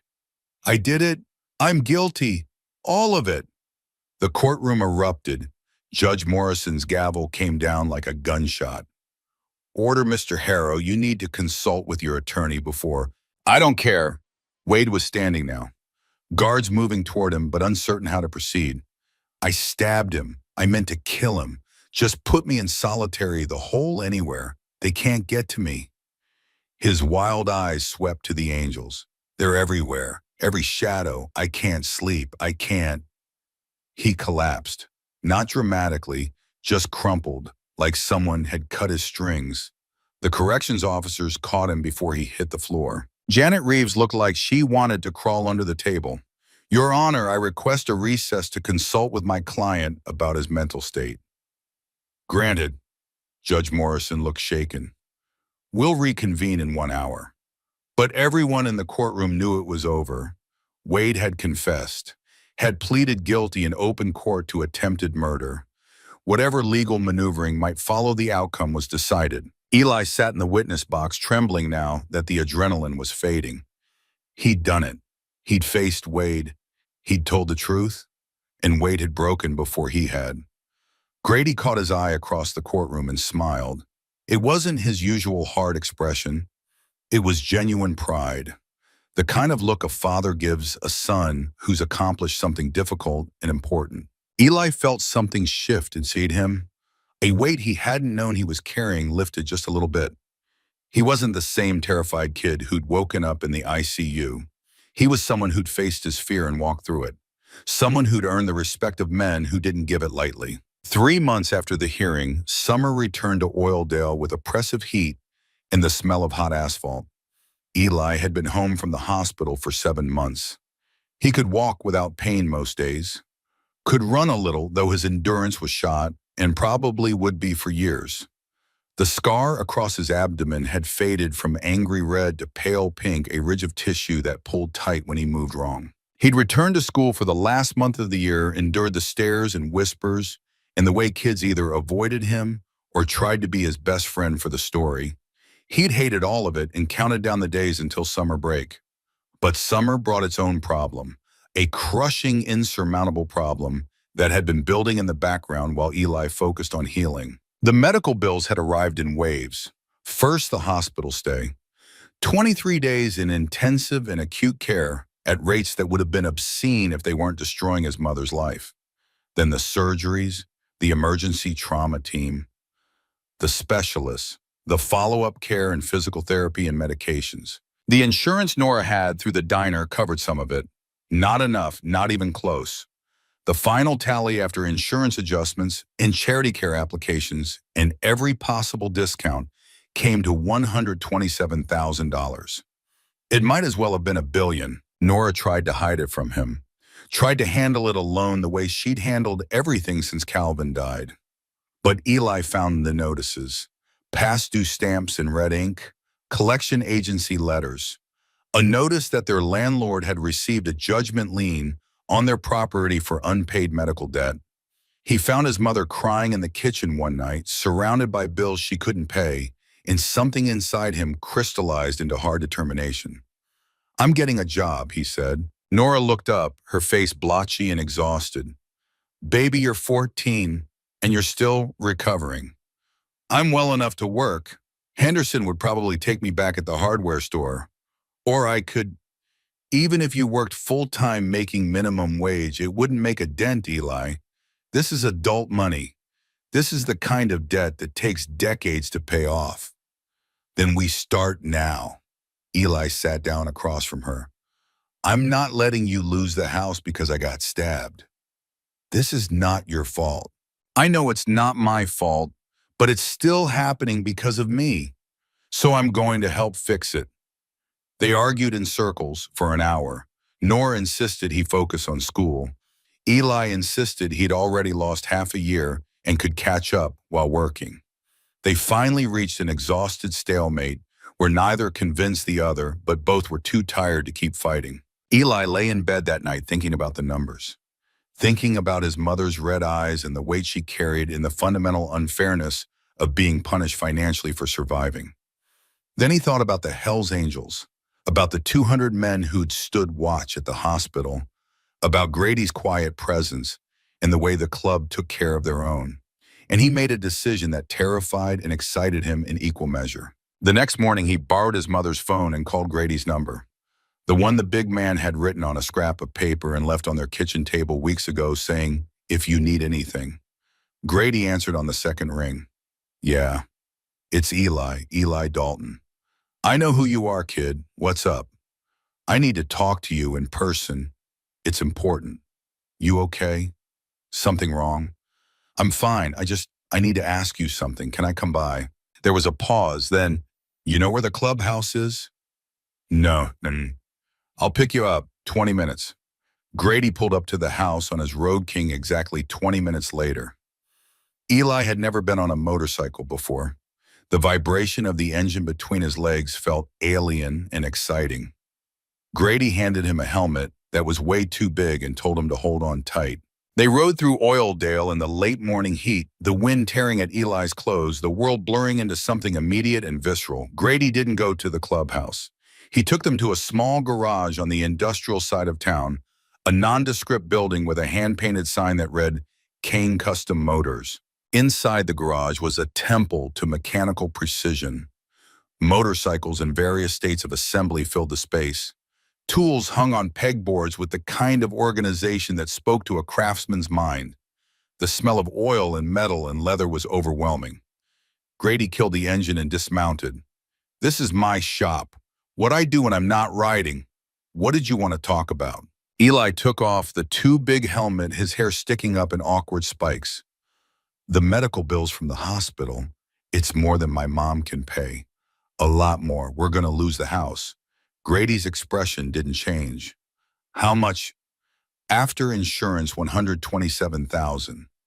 The number hung in the air between them, a debt so large it felt abstract. I want to work it off, Eli said quickly before he lost his nerve. I'm not asking for charity. I'm asking for a job. Here at your shop. I'll do anything.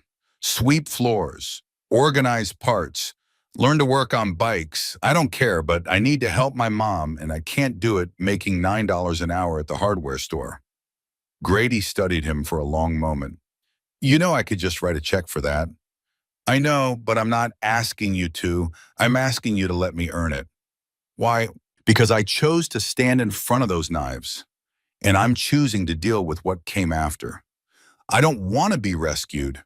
I want to fix it myself. Grady's face did something Eli had never seen before.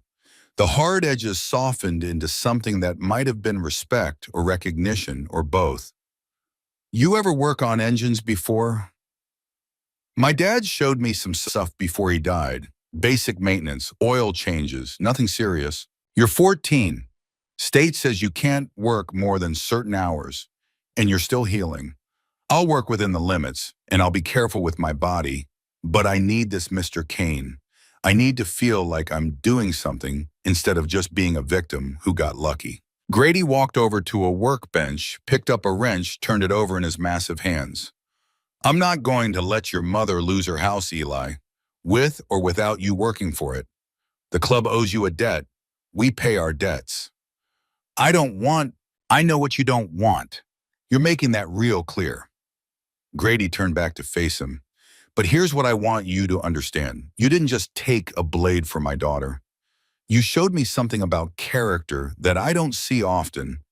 Not in my world, not anywhere. He crossed back to where Eli stood. So here's the deal. The club's already planned a poker run for next month. Big one. Multiple charters riding. All proceeds go to covering your medical bills. That's happening whether you like it or not. Eli opened his mouth to protest, but Grady held up one hand. But, he continued, you still want to work for it? Fine, you can come here 3 days a week. I'll teach you how to work on bikes, real work, not scrubbing floors. You'll learn engines and transmissions and how to rebuild carburetors. You'll earn a paycheck based on the work you do, not charity. Fair, more than fair. And Eli, you're not doing this because you owe me. You're doing it because you want to learn something, because you want to build something with your hands. You understand? Eli nodded slowly, understanding that Grady was reframing the entire transaction, turning it from desperation into opportunity, from debt into mentorship. When can I start? Next Monday. Bring work clothes you don't mind ruining. And maybe don't tell your mother that half the bikes you'll be working on belong to Hell's Angels. She might not sleep. 3 weeks later, on a Sunday afternoon that felt more like autumn than summer, 4 motorcycles pulled up to the small house on Beardsley Street. Grady, Cal, and Axel, and a younger member Eli had seen around the shop named Shiv. Nora came out onto the porch, wiping her hands on a dish towel, her face a mixture of gratitude and wariness. Eli followed, moving better than he had in months, his body finally remembering how to exist without constant pain. Afternoon, ma'am. Callan nodded respectfully. Mind if we take a few minutes of your time? Of course not. You want to come inside? We're good out here. Grady reached into his cut and pulled out a thick manila envelope. Got something for you. Nora took it hesitantly. She opened the clasp and pulled out the contents. Cashier's checks from multiple sources, smaller donations in cash, and at the bottom a receipt from Bakersfield Memorial Hospital stamped in green ink, paid in full. Her hands started shaking. She looked at the numbers, looked at Grady, looked at the receipt again like it might disappear if she blinked. How this is over $100,000. Poker run last weekend, went up into the mountains. Angels from all over the state wanted to buy in. Turned into a bigger thing than we planned. Grady's voice was matter of fact, like he was describing the weather. People wanted to support the kid who held the line. Nora's knees gave out. She sat down hard on the porch steps, still clutching the envelope, and started to cry. Not delicate tears, but huge, racking sobs that came from a place deeper than gratitude. Eli sat down beside her, putting his arm around his mother's shoulders. He looked up at Grady with something fierce and complicated in his eyes. Thank you. I don't know how to... You already thanked us, Callan interrupted, on Olive Drive. Everything after that is just us keeping our word. Grady walked back to his Road King and untied a leather bundle from the sissy bar. He brought it back and unrolled it on the hood of Nora's ancient sedan. Inside was a black leather vest, not a cut, no club patches, no death's head, but over the left breast embroidered in red and white thread was a custom patch. It read, San Bernardino Hell's Angels, Honorary Defender, Ironclad Shield. Grady picked up the vest and held it out to Eli. You're too young to prospect. Your mother would kill me, and she'd be right. But you wear this, and every man who rides in California knows who you are and what you did. Eli stood up slowly, took the vest in hands that trembled slightly. The leather was soft and worn, obviously not new, obviously significant. This isn't for getting hurt, Grady continued, and his voice carried a weight that made even the other angels stand a little straighter. This is for standing when you could have run, for choosing right over easy, for showing us all what real courage looks like. Eli put the vest on. It fit perfectly like it had been made for him. The weight of it on his shoulders felt significant, a responsibility and an honor braided together. One more thing, Grady added. Job offers still open at the shop, not to work off a debt that's already paid. But because I could use an apprentice who actually gives away a damn about doing things right, you interested? Eli looked at his mother. Nora wiped her eyes and nodded, some complicated emotion crossing her face. Pride, fear, acceptance that her boy had grown up faster than she'd wanted, but maybe in a way that mattered. Yeah, Eli said. I'm interested. Good. See you Monday at 8. Grady mounted his Road King, the other angels following suit. Oh, and Eli Fallon's down at Millie's Diner. Probably wouldn't hurt to stop by and say hello. The four engines roared to life in sequence. They pulled away from the curb in formation, riding down the quiet residential street of Oildale with a dignity that transformed the moment into something ceremonial. Eli stood in the driveway wearing his vest, watching them disappear around the corner. Nora came up beside him and put her arm around his waist, careful of his healing scar. You sure about this? She asked. Working with them, being part of that world. I'm not part of their world, Mom, but they're part of mine now, and I think that's okay. They stood together in the afternoon sun, holding the envelope that represented freedom from crushing debt and the vest that represented something harder to define. Respect, brotherhood, the complicated honor of men who live by a code most people would never understand. Later that afternoon, Eli walked to Millie's Diner. Fallon was sitting in a booth near the window, sketching in a notebook, her combat boots propped up on the opposite seat. When she saw him walk in wearing the vest, her face lit up with a smile that made everything he'd been through feel worth it. Nice jacket, she said as he slid into the booth. Thanks. Some dangerous bikers gave it to me. Lucky you. They sat and talked about nothing important, about music and moss and whether the stray they'd been feeding should be named Wrench or Scout, about starting high school in the fall and what that might be like, about the future in the careful, hopeful way teenagers do when they've seen how fast everything can change. Through the window, Oildale stretched out in all its sun-baked glory, still a hard place, still unforgiving, but also home, also familiar, also theirs in a way that felt more earned than given. And somewhere in the mountains north of Bakersfield, on winding roads that carved through pine forests and granite cliffs, 200 motorcycles rode in formation, not going anywhere particular, just riding, celebrating, honoring a boy who'd shown them that courage wasn't about patches or colors or belonging to a club. It was about standing up when everything in you screamed to run, about protecting those who couldn't protect themselves,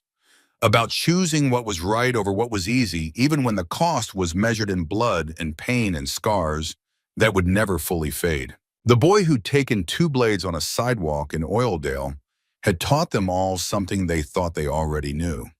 And in return, they'd given him something most kids never got: a family forged not in blood, but in the harder metal of earned respect and proven honor. 10 years later, on another California afternoon that felt suspended between seasons, a young man stood in the doorway of a garage called Dalton and Kane Custom Motors. The sign was new, painted by a local artist, but the garage itself had been there for over a decade. Eli Dalton was 24 now, still lean but filled out through the shoulders from years of working with his hands.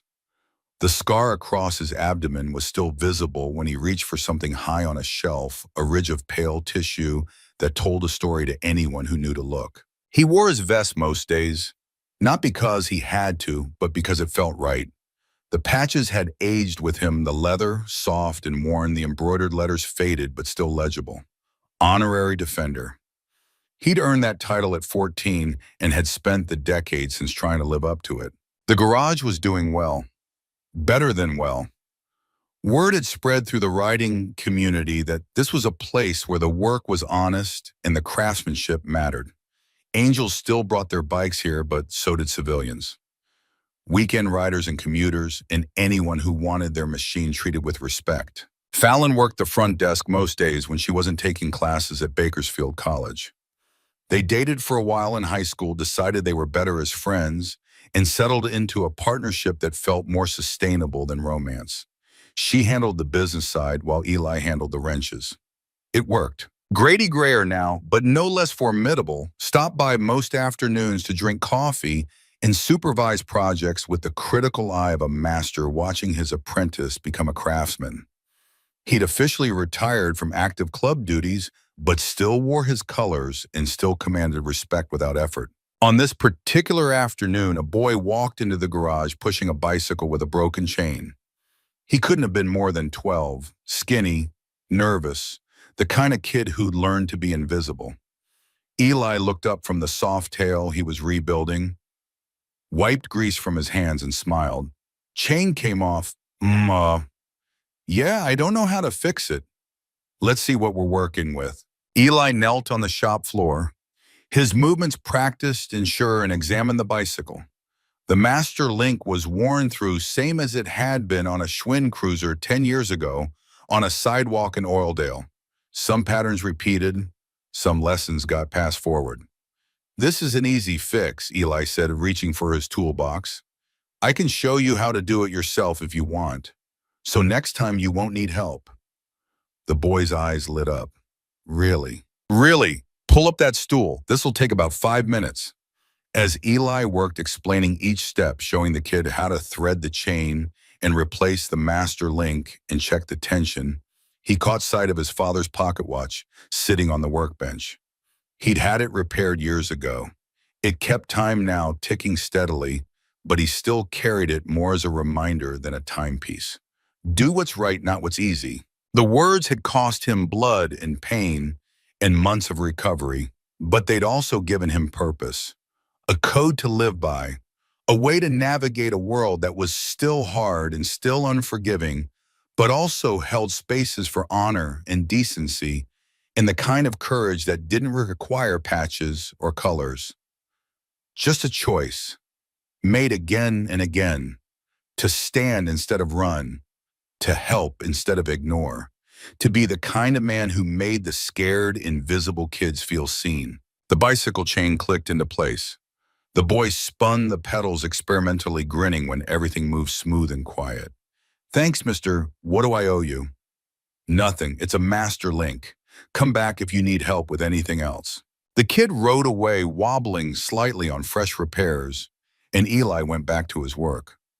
The soft tail wasn't going to rebuild itself, and he had standards to maintain. Grady had taught him that.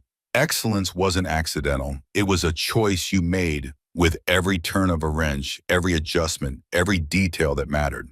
Through the open bay door, California sunshine painted everything gold. Somewhere in the distance, a motorcycle engine roared to life, that distinctive Harley rumble that Eli knew like his own heartbeat. The sound made him smile. He'd started with a broken bicycle chain and a girl who needed help. He'd bled for it, fought for it, survived it. And on the other side of all that pain and fear, he'd found something most people spent their whole lives searching for: a place to belong, a purpose worth the cost, and the quiet, certain knowledge that when the moment came to choose between right and easy, he'd always know which path to take.